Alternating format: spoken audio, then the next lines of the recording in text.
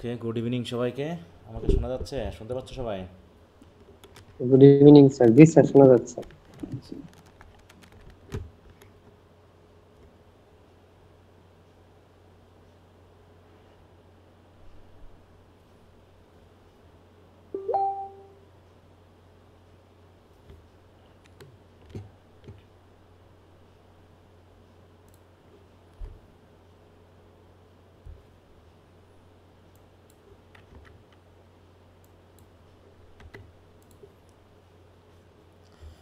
তো আমরা পড়ছিলাম হচ্ছে ওয়েটিং ফর গডো।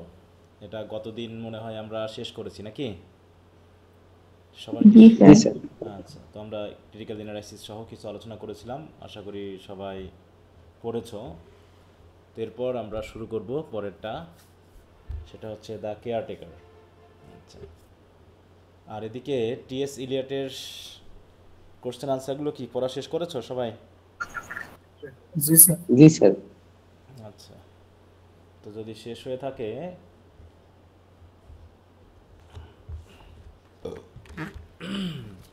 আমাদের এদিকে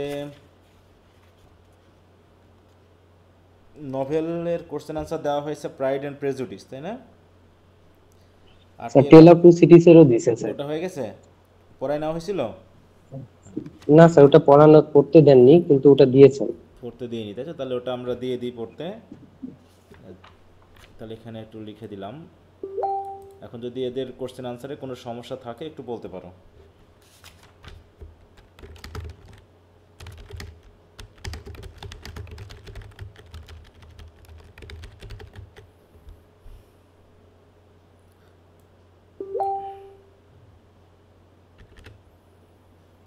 আচ্ছা, কারো কোনো সমস্যা আছে? পড়েছো, বোঝনি, এমন যদি না থাকে তো সমস্যা নাই। আর এদিকে টেস্ট সেটটা পড়তে দেওয়া আছে, আশা করি ওটা পড়ে ফেলবা। আচ্ছা, যেহেতু 10 তারিখ মধ্যে দেওয়া আছে, আমি এটা একটু সময় বাড়িয়ে দিলাম, 15 তারিখ পর্যন্ত দিলাম। আচ্ছা, তাহলে আমাদের মডার্ন ড্রামার দুইটা হলো, importance of being earnest, waiting for Godot. আজকে থেকে আমরা দ্য কেয়ারটেকার শুরু করব। ওদিকে টেস্ট চলতেছে, এদিকে 20th সেঞ্চুরি পোয়েট্রি শেষ, তার মানে আমাদের 3টা হয়ে যাবে। আমাদের চলতেছে 3 মাসের নবম ক্লাস। আচ্ছা,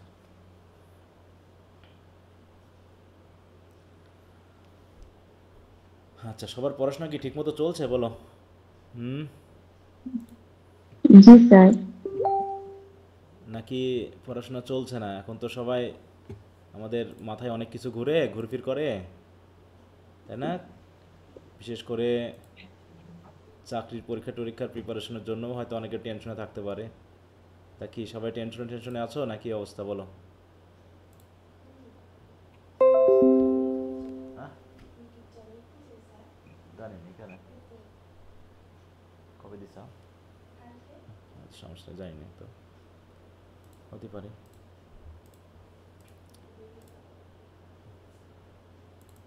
তো কি অবস্থা সব বলো, শুনি তোমাদের। তোমাদের কি কি চলছে একটু শুনি।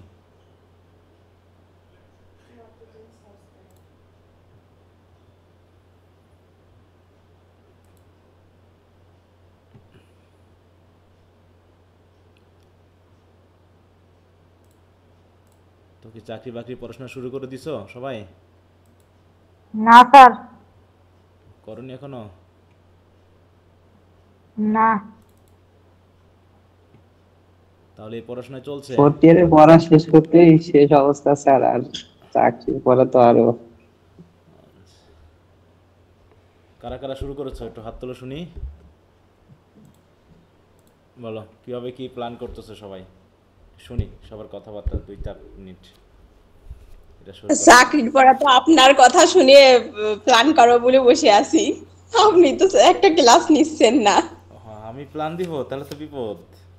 হ্যাঁ, হ্যাঁ স্যার, আপনি দেবেন তারপরে, কারণ কনফিউজড ভীষণ। কনফিউজড এই স্যার সময়। একটা জিনিস কি স্যার, এই সময়ে স্যার এখন তো স্যার সঠিক সিদ্ধান্ত না নিলে তো স্যার সামনে গিয়ে পস্তাতে হবে। হুম কারণ অ্যাডমিশনের সময় একটা তো স্যার ধাক্কা আমরা খেয়েছি যারা হ্যাঁ ন্যাশনালে হ্যাঁ পড়তেছি কম হ্যাঁ বেশি হ্যাঁ সবাই। তো হ্যাঁ তো স্যার ওই জিনিসটা যেন আবার রিপিট না হয় এই জন্য স্যার একটা গাইডেন্স হলে ভালো হয় স্যার। এখন এখন তো স্যার আমরা বুঝতেছি না, যেহেতু আমরা এই জিনিসগুলো আগে কখনো ফেসও করিনি। যেমন চাকরি পড়া এক ধরনের পড়া, আবার হচ্ছে আমাদের ফোর্থ ইয়ারে পড়ার রেজাল্টের একটা বিষয় আছে। হুম হুম। তো সব মিলাই স্যার একটু কনফিউজ। স্যার এবার হচ্ছে যা করব ভেবে চিন্তে একদম স্ট্রিক্টলি করব, ওই চাচ্ছিলাম আপনি ভেসে একটু ভেসে আমাকে বেড়ায় কোনো লাভ আহ, নেই। একদম এক্স্যাক্টলি এটাই করতে হবে এমন না স্যার, যে আপনি যদি একটু আমাদেরকে দেখায় দিতেন যে আসলে আমরা এইটা এটা করতে পারো। এখন আমার যেটা ইয়া জি থাকে বা স্যার। আমারও যেটা টার্গেটের ভিতরে থাকে যে দুটা কাজ একসাথে চালাতে গেলে অনেক সময় অনেকেরই ক্ষতি হয়, বুঝতে পেরেছো? হ্যাঁ, এখানে দুটা বিষয় ঘটতে পারে, এখানে দুটা বিষয় ঘটে। একটা হচ্ছে যে দেখো অনেকেই দেখবে এরকমটা দেখা যায় যে ফোর্থ ইয়ার পরীক্ষা দিয়েই মানে অ্যাপেয়ার দিয়েই অ্যাপ্লাই করে সে চাকরি পেয়েছে, এরকমটা দেখা যায়, তাই নাকি? এখন জি স্যার। এরকমটা দেখা যায় কিন্তু যে অনেকে ফোর্থ ইয়ারের পরীক্ষা দিয়েই জি জাস্ট অ্যাপেয়ার দিয়ে পরীক্ষা দিয়েছিল, তারপরেই স্যার। সে চাকরি পেয়ে গেছে বা চাকরি হয়েছে অ্যাপেয়ার দিয়েই। যদিও চাকরি 2-3 বছর টাইম লাগে, কিন্তু এই এই প্রসেসটা কি সবার জন্য প্রযোজ্য হয় বলো? এটার জন্য সবার জন্য কি প্রযোজ্য হয় বলো তো? না স্যার, স্যার সবাই তো এটা সবার মানতে হবে। হ্যাঁ, সবার কি একই ধরনের যোগ্যতা, অভিজ্ঞতা বা অ্যাবিলিটি এগুলো কি আছে বলো? অনেকে আছে তুখোড় স্টুডেন্ট আছে না স্যার এরকম? সিচুয়েশন হ্যাঁ, এক্সেপশনাল আছে না কেউ, অনেকে যারা মনে করো তোমার এই অনার্স লেভেলে অনেক স্টুডেন্ট আছে হয়তো একটু এক্সেপশনাল, হ্যাঁ, তারা খুব পড়ুয়া, একদিকে হচ্ছে তারা খুব পড়ুয়া এবং তাদের মানে কি বলবো মানে অ্যাবিলিটি, ইন্টেলিজেন্স সব কিছু অনেক ভালো, তাদের জন্য এটা কোনো সমস্যা না। তারা যদি মনে করে যে আমার একাডেমিক পড়াটাকে ঠিক রেখে আমি আমার ওই পড়াটাকেও চালাতে পারবো, তাদের জন্য কথাটা আলাদা, তারা একাডেমিক এবং ইয়া দুটাই ভালো করতে পারে। কিন্তু অনেকেই আমরা আছি যেটা আমাদের মতো, মনে করি, আমি নিজেকেও যদি বলি আমি নিজেকে অত ইন্টেলিজেন্ট, অত পড়ুয়া, অত কিছু মনে করি না। আবার আমাদের অনেকে আছে যারা স্টুডেন্টদের অনেক টিউশনই করতে হয়, যেমন আমাকে করতে হয়েছিল। অতএব দুই দিকে ব্যালেন্স করে চলা আমার পক্ষে সম্ভব ছিল না। তো যাই হোক, আমি একটা ভুল করার কারণে আমার মাস্টার্সের রেজাল্টও খারাপ হয়।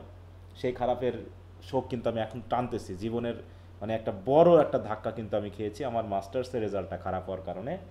ওই যে সে বিদেশ যাব, তারপরে হচ্ছে অনলাইনে ধাক্কা খাওয়া, এটা নিয়ে মাস্টার্সও এমন একটা রেজাল্ট করে ফেললাম যেখান থেকে পরে আর ইমপ্রুভ করব সেটারও সুযোগ নেই। এবং আমাকে এক স্যার ম্যাডামও বললো যে তোমার আর ওদিকে যাওয়া দরকার নেই। তো তারপরে ওই যে মাস্টার্সের একটা রেজাল্ট, ওই রেজাল্টের জন্য কিন্তু আমি পরবর্তী যে আইএলসে স্কোর করলাম ভালো, জাস্ট একটা ভালো ভার্সিটিতে পড়াশোনা করবো সেই স্বপ্ন আর আমি পূরণ করতে পারছি না। যদিও অনেক প্রসেস আছে, সেগুলোতে হয়তো আমি গ্রহণ করতে পারছি না। হ্যাঁ, তোমাদের জন্য এটা হয়তো বা পরবর্তীতে সমস্যা হবে না, কারণ তোমাদের এখন পয়েন্ট ভালো, আমাদের সময় অনুসারে পয়েন্ট খুবই খারাপ। তো সেই হিসাবে দেখা যাচ্ছে যে এই অনার্সের পরে অনেকে একটা ভুল করবে আবার, তাই তো? আমরা ভুল করি কয়েকটা সময়ে। একটা ভুল হয় হচ্ছে ক্লাস 8-এর পর 9-এ উঠতে গিয়ে, ঠিক আছে, তো সায়েন্স নিব নাকি আর্টস নিব না কমার্স নিব। তারপরে এইচএসসি লেভেল পাস করার পর ভার্সিটিতে ওঠার সময় একটা ভুল করে অনেকে। তারপরে হচ্ছে অনার্স মাস্টার যেখানে যাই করুক না কেন, তারপরে পরবর্তীতে চাকরির সিদ্ধান্ত নেওয়াতে অনেকে ভুল করে। অনেকে দেখা যাচ্ছে যে কি করে, মাস্টার্স না করে কিন্তু চাকরিতে ঢুকে পড়ে, পরে আবার তাদেরকে মাস্টার্স করতে হয়, যেটা আমাদের স্টুডেন্টদের অনেককে দেখতেছি। তারা কিন্তু বিপদে পড়ে গেছে যে স্যার আমি মাস্টার্স না থাকার কারণে আমার প্রমোশনটা হচ্ছে না, আমি চাকরিতে আমার উন্নতি করতে পারছি না, এখন আমাকে করতে হচ্ছে আবার। এমনটা অনেকে শুনতে দেখা যায়। আবার দেখা যাচ্ছে যে অনেকে দেখা যাচ্ছে এদিক ওদিক করে টিউশনির গাদাখানিক পড়ে ফেলে। হ্যাঁ, টিউশনি করার কারণে অনার্স রেজাল্টটা ভালো হচ্ছে না, পরে তার ওই টিউশনি করে কি সারা জীবন চলা যায় বলো? এটা কি কোনো বেসিক কোনো কাজ বলো? টাকা আসতে পারে, কিন্তু এটা তো বেসিক কোনো কাজ না না। আজকে তোমার টাকা আছে, না পরে স্যার। তোমার নাম খ্যাতি চলে গেছে বা অন্য কিছু হয়ে গেছে, তুমি আর টিউশনি পাচ্ছ না বা সিস্টেম চেঞ্জ হয়ে গেছে। অতএব ওগুলো দিয়ে কিন্তু সবসময় চলা যায় না। তাই আমার যে ব্যাপারটা হলো, যদি এরকম কেউ ইন্টেলিজেন্স থেকে থাকো যে তোমার এক্সেপশনাল অ্যাবিলিটি আছে, তুমি অনার্সের রেজাল্টটা ঠিক রেখে পড়াশোনা রেখে তুমি যদি চাকরির পড়াশোনাটা করতে পারো পাশাপাশি, তাহলে আমার কোনো আপত্তি নেই। কিন্তু যদি এমনটা হয়ে যায় যে ও তো অ্যাপিয়ার দিয়ে পেরেছে, আমি পারবো না কেন, দিয়ে দেখাচ্ছে ওর পিছনে দৌড়াতে গিয়ে, ঠিক ওই খরগোশের পিছনে বাঘ দৌড়াতে গিয়ে, ঠিক আছে, একটা গল্প আছে, খরগোশের পিছনে বাঘও দৌড়াচ্ছে, একটা গল্প আছে, গল্পের কিছু অংশ শেষের দিকে বলতেছি। তো এখন বাঘ খরগোশকে তাড়ছে, তো মোটামুটি খরগোশ দৌড়াচ্ছে, দৌড়াতে দৌড়াতে দৌড়াতে দৌড়াতে খরগোশ কী করছে, একটা গাছের গুঁড়ি আছে তার ভিতর দিয়ে সে ঢুকে বের হয়ে গেছে ওদিক দিয়ে। বাঘও মনে করছে ওর পিছন দিয়ে ঢুকতে, মানে আমিও ওই দিক দিয়েই যাবো, খরগোশ গেছে আমিও যাব। এবার ও কী করছে, ওই কাঠের ওই মানে গাছের গুঁড়ির নিচ দিয়ে ঢুকে যেতে গিয়ে ওখানে আটকায় গেছে, ঠিক আছে, তো ও বেঁধে গেছে, ওর পক্ষে আর জিনিসটা যাওয়া সম্ভব হয়নি। তাহলে খরগোশের সে বুঝতে পেরেছে যে যতটুকু ফাঁকা আছে এবং আমার যে বডি সাইজ সে অনুপাতে আমি বের হয়ে যেতে পারবো। কিন্তু বাঘ আর সেটা ভাবিনি, সে ভাবছে ওই যে জিদ, হ্যাঁ, যে খরগোশ গেছে ওর কাছে আমি ছোট হব না, ও যদি যেতে পারে আমিও যেতে পারবো। তো খরগোশও যেদিক দিয়ে গেছে, বাঘও মোটামুটি সেই দিক দিয়ে যেতে গিয়ে বাঘ গেছে আটকায়। এখন বাঘ এদিক দিয়েও পার হতে পারে না, ওই দিক দিয়েও পার হতে পারে না, তখন কী করবে বলো? তাহলে এই যে তাকে কি করতে হতো, বাঘকে তো ভাবতে হতো না যে খরগোশ যেতে পারলে আমি যেতে নাও পারি, তাহলে আমাকে অন্য পথ দিয়ে যেতে হবে, অন্য কোনো উপায় নিতে হবে। তাই এইটার মতো যে তোমাদের যদি মনে হয় যে আমি এই যে অনার্সের এই রেজাল্টটা ভালো করব, মোটামুটি যেহেতু 3 পয়েন্ট অনেকের আছে, 3 পয়েন্টটা আমি কাভার রাখবো, সাথে সাথে আমার যারা হচ্ছে মোটামুটি একটা রেজাল্ট করেছো তার থেকে যেন নিচে না আসে, এরকম একটা ব্যাপারটা ঠিক রেখে যদি করতে চাও তাহলে অন্তত বেসিক যে পড়াশোনাগুলো আছে, যেমন হচ্ছে ইংলিশ ল্যাঙ্গুয়েজ, ম্যাথ, ঠিক আছে তো, বা এই জাতীয় কিছু জিনিসগুলো যেগুলো খুব বেসিক, যেগুলো পরিস্থিতি যেমনই চেঞ্জ হয়ে যাক না কেন, আমি এর আগে তোমাদের বলেছিলাম যে তোমরা আগে থেকেই অন্তত জেনারেল নলেজ বা ইতিহাস নিয়ে এত ঘাটাঘাটি করবো না, কারণ যে কোনো সময় পরিস্থিতি চেঞ্জ হয়ে যেতে পারে। এখন বঙ্গবন্ধু রিলেটেড কি কোনো কোশ্চেন পরীক্ষা আসবে আগামী 2-1 বছর বা আগামী 5 বছর, বলো তো আসবে? তাহলে ওখানে কিন্তু আগে প্রচুর পড়তে হতো, তার মানে ওটা চেঞ্জ হয়ে গেছে, পরিস্থিতি চেঞ্জ মানে আমার কোশ্চেন কিন্তু ইংলিশের, স্যার আমরা যে ইতিহাস জানি তার মানে পুরোটাই চেঞ্জ হয়ে গেছে। হ্যাঁ, তাহলে যেটাই হোক, তো সেই রকমভাবে তো ওই জন্য যে জিনিসগুলো চেঞ্জেবল না তার বেসিক কিছু বিষয়টাকে একটু আগিয়ে রাখতে পারো। হ্যাঁ, তো এই যে কথাগুলো বললাম, এই কথা দিয়ে আশা করি তোমরা বুঝতে পেরেছো যে এখন তুমি কি চাকরি পড়াশোনা শুরু করবা নাকি একটু সময় নিবা, ঠিক আছে? তারপরে হচ্ছে তুমি অনার্সটা শেষ করো, মাস্টার্সে ভর্তি হও, মাস্টার্সে ভর্তি হওয়ার পরে এরপর তুমি একটা কোচিংয়েও ভর্তি হয়ে যাও। কারণ আমাদের অনেক সময় কোচিংয়ে ভর্তি হতে এই কারণে বলি যে আমি নিজেও হয়েছিলাম, কারণ আমাদের পথটা অনেক সময় আমরা ঠিক জানি না যে আমাদের কি পড়া লাগবে আর কি পড়া লাগবে না। শুধু নিজের উপর ভিত্তি করে পড়তে গেলে আমি হয়তো যে আমি কতটুকু পড়লে পরে হবে, বা পরীক্ষা দিয়ে অন্যের সাথে নিজেকে যাচাই করার ব্যাপারগুলো কিন্তু আমরা বুঝবো না। এই জন্য কোনো একটা ভালো কোচিংয়ে যদি যুক্ত হতে পারা যায় তাহলে ভালো হয়। তবে কোচিংয়ে কিন্তু তোমাকে চাকরি পাওয়াই দিবে না, জাস্ট একটা দিক নির্দেশনা দিতে পারে, কোচিং তোমার দিক নির্দেশনা দিবে, আর তুমি সেই দিক নির্দেশনা অনুসারে তার থেকে বেশি এফোর্ট দিয়ে তুমি তোমার পড়াশোনা করবা। তাহলে দেখবা যে আগামী মোটামুটি অনার্স শেষ করার পর 1 বছর 1.5 বছরের মধ্যেই তুমি কিন্তু মোটামুটি একটা চাকরি অবশ্যই পাবা বলে আমি মনে করি, বা ফিট হয়ে যাক, কারণ তুমি তখন একনিষ্ঠভাবে একদিকে মনোযোগ দিতে পারবা যে আমি চাকরির পড়াশোনায় করব।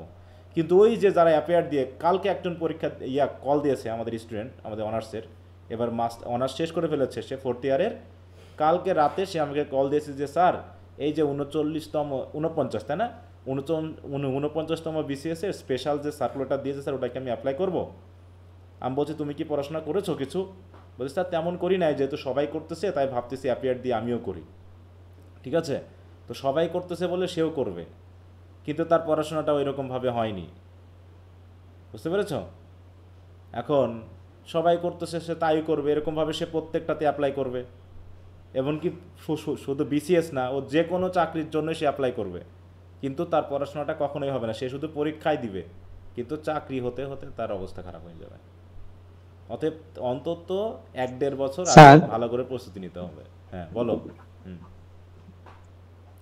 স্যার বলছিলাম কি স্যার অনার্স শেষ করার পরে স্যার যখন মাস্টার্সে ভর্তি হব তখন কি কোচিং এ ভর্তি হয়ে যাব নাকি স্যার মাস্টার শেষ করে কোচিং এ ভর্তি হব? মোটামুটি মাস্টার্সের পড়াশোনাটা যেহেতু তুমি 4th ইয়ারে যখন করবা, তোমার 4th ইয়ারের সাথে মিল রেখে মাস্টার্সের পড়াশোনাটা তুমি যদি করো দেখবে যে অতটা চাপের মনে হবে না, ঠিক আছে তো? হ্যাঁ, মাস্টার্সেরটা কিন্তু অত চাপের মনে হয় না। হ্যাঁ, তুমি মাস্টার্সে ভর্তি হয়ে, মানে মূল কথা হলো 4th ইয়ারের ফাইনাল পরীক্ষা দিয়েই তুমি কোচিংয়ে ভর্তি হয়ে যাবা।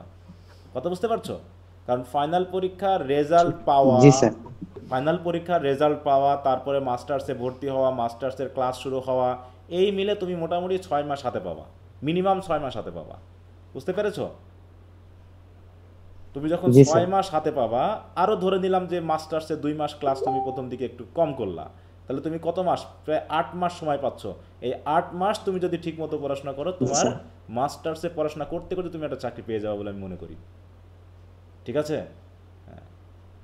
তো এইটা জি স্যার। তোমাকে প্ল্যান, জি স্যার। তোমাকে প্ল্যানটা ওইভাবে করতে হবে। ওই জন্য বললাম যে তুমি যদি এই সময়ে যদি সময় পাও, তুমি ইংলিশ গ্রামার বা ইংলিশের যে বেসিক জায়গাটা, যেমন কিছু কিছু বই আছে, হ্যাঁ, মাস্টার্স বলো, কম্পিটিটিভ ইংলিশ বলো, এই জি জাতীয় বইগুলো তুমি একটু ভালো করে স্টাডি করো, গ্রামারটাকে শক্ত করে ফেলো।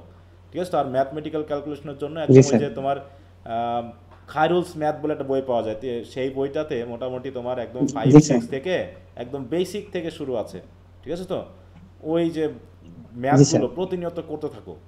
ঠিক আছে? তো এই জিনিসগুলো তুমি একটা সময় বার করো যে আমি প্রতিদিন কমপক্ষে 1-1.5 ঘন্টা ওইগুলো একটু পড়বো, যদি তোমার এদিকে হয়ে যায়।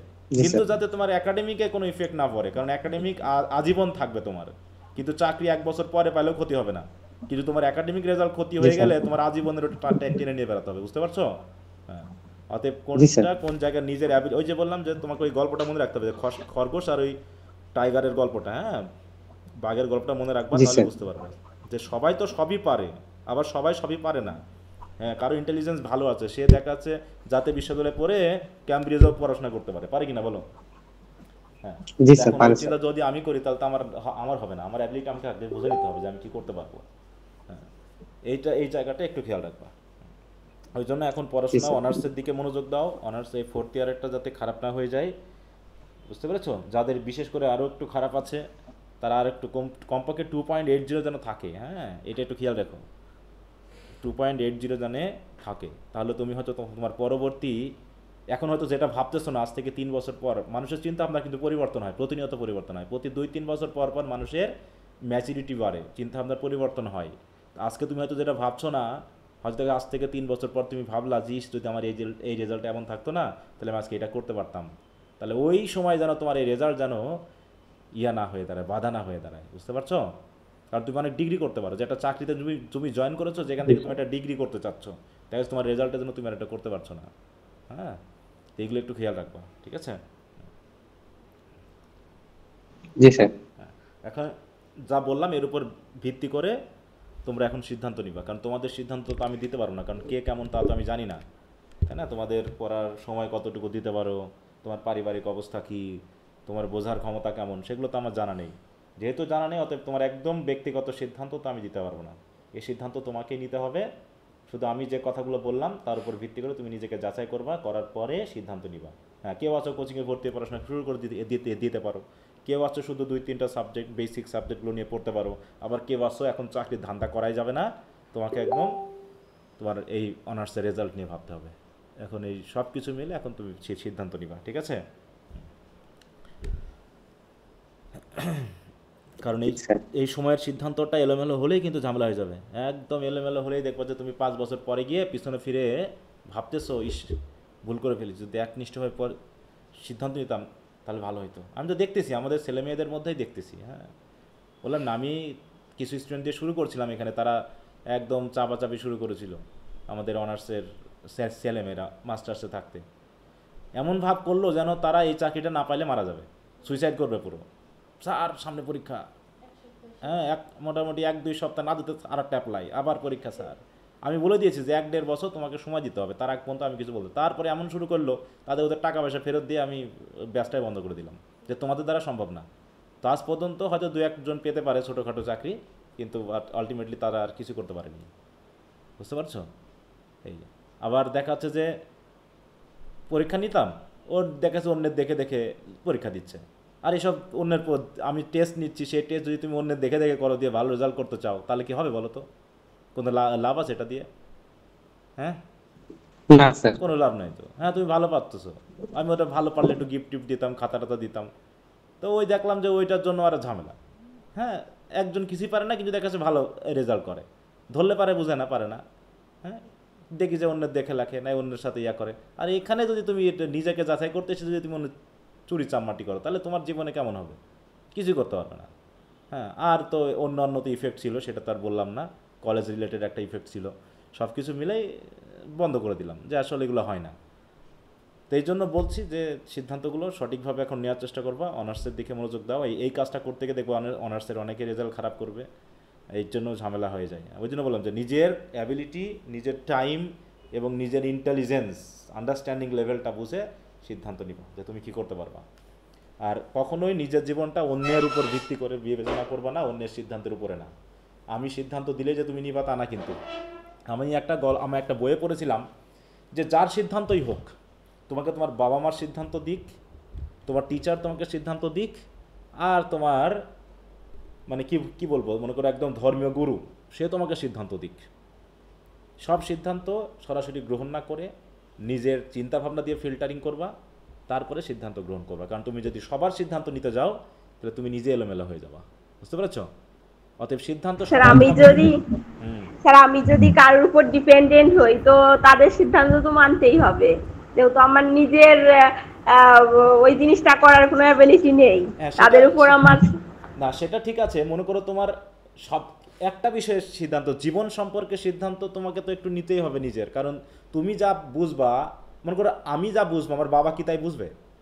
বলো, আমার বাবা বলতেছে তুই এখন চাকরি কর, আমি তো জানি যে আমি চাকরি করবো না, আমাকে আগে পড়াশোনা করতে হবে, করে একটা ভালো চাকরি নিতে হবে, আমি বুঝতেছি, কিন্তু আমার বাবা আমার দাদু চাপাচাপি করতেছে তোকে একটা চাকরি নিতেই হবে, তাহলে তাদের সিদ্ধান্ত মানতে গেলে তো হবে না, কারণ আমি তো আমারটা বুঝি, আমার দাদু তো আমারটা বুঝে না, আমার বাবা তো আমাকে চিনে না, তাহলে তাদেরকে হয় বোঝাবো, আর যদি নাই বোঝে তাহলে তাদের কথা আমি অন্তত এই ক্ষেত্রে শুনবো না। বুঝতো, তোমাকে বোঝাতে হবে যে আমি পারবো, এবং এটা বুঝতে হবে তোমাকে যে আমি পারবো। এটা তোমাকে অন্তত 100% না হোক, 90%-এর উপরে তোমাকে মানে চিন্তাভাবনা করে নিতে হবে যে আমি এটা পারবো, সেই সিদ্ধান্ত নিয়ে তোমাকে পরবর্তী সিদ্ধান্ত নিতে হবে। কারণ তুমি সবার সিদ্ধান্ত নিতে গেলে তুমি ঠকে যাবা, কারণ তোমার ফ্যামিলি ব্যাকগ্রাউন্ড এবং তোমার পড়াশোনা নিশ্চয়ই চিন্তাভাবনার অনেক পার্থক্য হবে। আমার বাবা পড়াশোনা কিছুই করেনি, এখন তার সাথে কি আমার চিন্তাভাবনার পার্থক্য হবে না? বলো তো, বলো। যদি এখন তার সাথে যদি আমার সব কথা মিলে যায় তাহলে তোমার পড়াশোনা হয়নি, তার সাথে তো আমার সব কথা মিলবে না, তাকে সম্মান জানিয়েই তার বিরোধিতা আমাকে করতে হবে, কারণ তার কথার সাথে আমার সব কথা মিলবে না, কারণ তার চিন্তাভাবনা, তার ব্যাকগ্রাউন্ড, তার অবস্থান, তার পারিবারিক জায়গা সব কিছু মিলে আমার সাথে তার মিলবে না। যদি মিলে যায় তাহলে আমি নিজেই তৈরি হতে পারিনি, ঠিক আছে? তো আমি নিজেই পড়াশোনা করে আমার যোগ্যতাকে সেই পর্যায়ে নিয়ে আসতে পারিনি। অতএব বিরোধিতা আসবেই, বা তোমার সিদ্ধান্তর বিপরীত আসবে, কিন্তু তোমাকে তোমারটা বুঝতে হবে যে, এবং তোমাকে প্রমাণ করতে হবে যে আমি পারবো। তোমার গ্রাম যদি তোমাকে বোঝায় বা তুমি যদি বোঝো তাহলে তো হবে না। তোমার আশেপাশের লোকজন কিছুই করেনি, তারা অধিকাংশই হচ্ছে শিক্ষিত না অশিক্ষিত বা স্বল্প শিক্ষিত, তাদের বোঝার চিন্তা ভাবনা করে যদি তুমি বুঝতে যাও তাহলে তোমার পড়াশোনা করে লাভ কি আছে? কোনো লাভ আছে বলো? এই জন্য এই জায়গাগুলোতে স্ট্রং সিদ্ধান্ত নিতে হবে তোমাকে। হ্যাঁ, এই জন্য বললাম যে টিচার আমাকে সিদ্ধান্ত দিবে, এখন টিচার কি আমার সম্পর্কে বুঝে যে আমি কি জানি বা আমার কতটুকু অ্যাবিলিটি আছে? সবসময় হয়তো বুঝে না। হ্যাঁ, আমি হয়তো পড়াশোনার ভাবলে তার পড়াশোনার ব্যাপারটা বুঝতে হবে, আমার পারিবারিক বিষয় হয়তো বুঝবে না, তাহলে উনি আমাকে এক সিদ্ধান্ত দিচ্ছে, হ্যাঁ তোকে এই কাজই করতে হবে, কিন্তু আমি তো বুঝতেছি আমার পারিবারিক কারণে হোক আমি ওনার সিদ্ধান্তটা পুরোপুরি নিতে পারবো না, কিন্তু মানার চেষ্টা করব, এরকম। আবার হ্যাঁ কিছু আছে যে হ্যাঁ বিবেচনা করে দেখলাম যে না, ওনার সিদ্ধান্তটা আমার জন্য যোগ্য, আমি ওটা মেনে নিলাম। যেমন এই যে এই চাকরির পিছনে আসার জন্য আমার ওই যে এক ম্যাডাম ছিলেন, যিনি এখন শাহ সুলতান কলেজে আছেন, ঠিক আছে? তো ওনার অবদান আমি কখনোই বলবো না, উনি আমাকে, ওনার কাছে গিয়েছিলাম, উনি আমাকে সিদ্ধান্ত দিলেন, ঠিক আছে? তারপরে আমি ভাবলাম যে না, এই সিদ্ধান্তটা আমার জন্য ভালো হবে, আমি আর পেছনে ফিরে তাকাইনি, যাহাই হবে যে আগামী একদম একটা চাকরি অন্তত ফুলফিল করে তারপরে আমি বাকি যদি এই চাকরি না পাই ছোটোখাটো চাকরির জন্য যাব, ঠিক আছে? এই ক্ষেত্রে কারণ তিনি আমাকে জানতেন, হ্যাঁ, কলেজে বা বিভিন্ন জায়গায় পরীক্ষা নিলে পারে আমি পরীক্ষাগুলো দিতাম, তিনি অ্যাসেস করতেন বা এগুলো করে আমার সম্পর্কে তারা ছিল, অতএব তিনি সেই বলেছি যে তুমি পারবা, এটা তিনি বলেন যে তুমি পারবা, জাস্ট চালিয়ে যাও সময় নিয়ে, আর টেনশন করার কিছু নাই, এইটা। তো আমি আর আমার এক বন্ধু গেছিলাম, তো পরে আমরা দুইজনই অ্যাপ্লাই করলাম, ঠিক আছে? তো পরীক্ষাও দিলাম BCS-এর, পরে ওর হয়নি, ও যেহেতু পড়াশোনা ঠিকমতো করতো না, তো পড়াশোনা করতেই হয়, তো যাই হোক আমরা সিদ্ধান্তটা নিলাম যে না তাহলে চাকরির একবার দেখেই। এর মধ্যে 2-3টা চাকরির জন্য হয়েছিল, যেমন আমার ওই যে NTRC-র যেটা 8ম নিবন্ধ দেওয়া ছিল, ওটা আমি সার্টিফিকেটই নেই যে আমি জানতাম ওটা নিয়ে হয়তো চাকরিতে ঢুকলে একটা হয়ে যেত, কিন্তু আমি তো পড়াশোনা করতে পারতাম না, আমি জানি আমার টাকার সমস্যা আছে, কিন্তু আমি জানি যে আমি এখন মাংস খেতে পারতেছি না, আমি এখন শুধু আলু খাচ্ছি বা ডাল খাচ্ছি বা ভর্তা খাচ্ছি বা হচ্ছে 2-3 টাকা দিয়ে ওই পুরনো সবজি টবজি কিনে এনে খাচ্ছি, এটা আমি জানতাম। আমার তো টাকার দরকার ছিল, আমার চাকরিটা খুব দরকার ছিল, কিন্তু তারপর আমি জানি যে যদি আমি ডাল আলু খেয়েও যদি বাঁচতে পারি তাহলে আমার এখন আর ওই বড় চাকরি নেওয়ার কোনো দরকার নেই। ঠিক আছে, তো এরকমভাবে স্ট্রং সিদ্ধান্ত নিতে হবে এবং সেই অনুসারে কাজ করতে হবে, তাহলে তুমি পারবা আর কি। হ্যাঁ, অধিকাংশ ক্ষেত্রে এমনটা পারা কঠিন হয়ে যায়। স্যার আমার প্রবলেম, হ্যাঁ বলো শিফাত।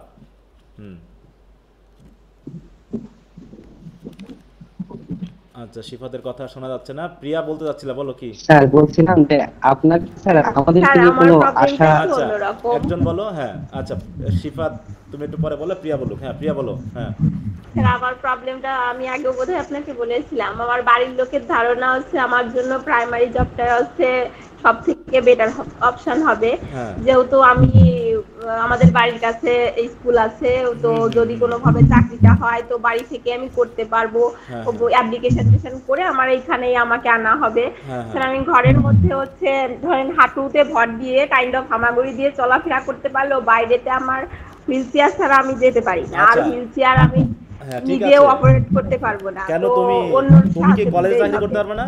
তুমি কি কলেজে পারবা না? যদি তুমি প্রাইমারি স্কুলে পারো তাহলে তুমি কেন হাই স্কুলে পারবা না? তুমি কেন কলেজে স্যার পারবা না? কলেজটা তো দূরে, তাদের মতে কলেজটা দূরে আর প্রাইমারি স্কুলটা আচ্ছা, বাড়ির তুমি পিছনে। তুমি যখন একটা ভালো চাকরি পাবা তখন কি তোমার কনভেন্স বা যাতায়াত নিয়ে খুব সমস্যা হবে? স্যার এইটা আমি বুঝাতে পারি না, কিন্তু আমার সবচেয়ে প্রবলেম টিচিং প্রফেশনটা আমার ঠিক টানে না, আমার পড়াতে ভালো লাগে না। আমি টিউশনি করতাম তাও ছেড়ে দিয়েছি, হ্যাঁ, কিন্তু তুমি তাদের যদি এখন মনে করো যে ব্যাংকে চাকরি করবো তাতে তোমার কোনো সমস্যা আছে? তুমি তো ব্যাংকে বসে বসে চাকরি করবে, ওখানে তো দৌড়াদৌড়ি করতে না। বরং শিক্ষকতা, আমি ভাইবাতে বলছিলাম আমার জন্য শিক্ষকতার থেকে আমি বলেছিলাম যে আমার যে শিক্ষকতার জন্য আমার মনে চেয়ারে বসে কাজটা ভালো, কারণ শিক্ষকতা করতে হলে আমাকে দাঁড়িয়ে পড়াতে হয়, আমাকে 3 ঘন্টার পরীক্ষার ডিউটি দিতে হয় সব, তাই তো 3-4 ঘন্টা পরীক্ষার ডিউটি দিতে হয়। বরং অন্যান্য ব্যাংকের কয়জন ছুটাছুটি করে, ব্যাংকে তো গিয়ে বসে ওই টাকা গুনে আর টাকা দেয়, রিসিপ্ট তোলে আর রিসিপ্ট দেয়, এইভাবে তাদের ঘরের ভিতরে সময় কেটে যায়। তাহলে ওই চাকরিটা কেন তোমার জন্য ভালো হবে না? স্যার আমারও ইচ্ছা ব্যাংকিং সাইডে যাওয়ার, কিংবা সমাজ সেবায় যেগুলো অফিসিয়াল জব আছে বসে বসে করা যায়, কিন্তু কেউ কেউ বলে ব্যাংকের জবটা ভীষণ কঠিন, তুমি পারবা না। আর বাবা বলে সেইখানে যদি লিফট না থাকে তাহলে তোমার কি করে উঠাবো, 2-3 তলায় তো আমার পক্ষে উঠানো সম্ভব না। বল চাকরি যখন পাবো তখন আমার ওঠানোর ব্যবস্থাও হয়ে যাবে। ঠিক আছে, তুমি যখন চাকরি পাবা তখন তোমার ওঠানোর ব্যবস্থা হয়ে যাবে, টেনশন করতেছো? স্যার এই বিষয়টা তো আমি কাউকে বোঝাতে পারি না। অ্যাকচুয়ালি আমি জবে থেকে এসএসসি পাস করছি, আমি সায়েন্স ছিল, পরে আমার ইন্টারমিডিয়েট আর্টস দিয়ে যায়, বললো যে তুমি আর 5 জনের মতো না, তোমার দ্বারা তোমার এইভাবে পড়াশোনা সম্ভব না, তুমি সায়েন্স নিয়ে পড়তে পারবা না। আমি মেনে নিলাম, আমি ভেবেছিলাম আমাকে ইউনিভার্সিটিতে পড়াবে, তো সেইখানেও একই কথা। মানে আমার সবকিছুতে এরকম শুনতে শুনতে এমন হলো যে আমার পড়াশোনার উপরই একটা বিতৃষ্ণা চলে আসছে। আমার মনে শুধুই হয় কি করব পড়ে, আমার দিন শেষে তো শুনতে হবে যে এটা তোমার জন্য না, তুমি আর 5 জনের মতো না, এগুলো হবে না। শোনো, তুমি সর্বোচ্চটা পড়ে যাও, সর্বোচ্চটা টার্গেট নাও, তাতে যদি প্রাইমারিটা হয়ে যায় তো হবে, ঠিক আছে না? ওটা তো হলেই হবে, ওটা তো আছেই, তার সাথে বেশি পড়াশোনা করলে কি সমস্যা? আবার তুমি যদি পড়াশোনা করো এমন যে প্রাইমারিটাও হবে, এমন তো কোনো টার্গেট নেই আছে, বা এমন তো কোনো আছে বলো? অতএব তুমি সর্বোচ্চটা দিয়ে পড়বা, যেটা হবে তোমার জন্য, তুমি চাকরি পাওয়ার পর সব ঠিক হয়ে যাবে। হ্যাঁ, আর সংগ্রাম তোমাকে করতে হবে, তুমি সে প্রাইমারি করো আর ব্যাংকের করো আর তুমি এই প্রশাসনের করো, সংগ্রাম তোমাকে করতে হবে। তোমাকে ভালো বলার জন্য কেউ নেই। আমি তো জানি আমার জীবনে, আমি তো বললাম আমি একটা হোস্টেল থেকে বড় হয়েছি, কিছু কিছু কথা আমার এখনও বাজে, বুঝতে পারছো? আমি যখন চাকরির জন্য পড়াশোনা করতাম, এই যে অনার্সের পর আমরা যখন গ্রুপ স্টাডি করতাম, তো আমাকে বলেছিল কি যে আপনার কপাল ভালো। শোনো, আমাকে বলতেছে ভাই মিলন ভাই আপনার কপাল খুব ভালো। আমি বলছি কেন? বলছে আপনার তো কোটা আছে। আমি বলছি কেন, তোমার কি কোটা নাই? বলছে না তো। আমি বলছি ওই দেখো ট্রেন লাইন আছে, শুধু ঠ্যাংটা ঢুকাই দাও, তোমার কোটা কালকের মধ্যে হয়ে যাবে। তুমি শুধু গিয়ে ট্রেন যখন যাবে তুমি জাস্ট ঠ্যাংটা একবার ট্রেনের চাকার নিতে ঢুকাই দিবা, তোমার কোটা নিয়ে কিচ্ছু বাঁচবে না। আর আমার কথা হলো আমার কোনো চাকরি দরকার নেই, পৃথিবীর বিনিময়ে হলো আমাকে সুস্থ মানুষ বানাই দিক, আমার কোনো চাকরি লাগবে না।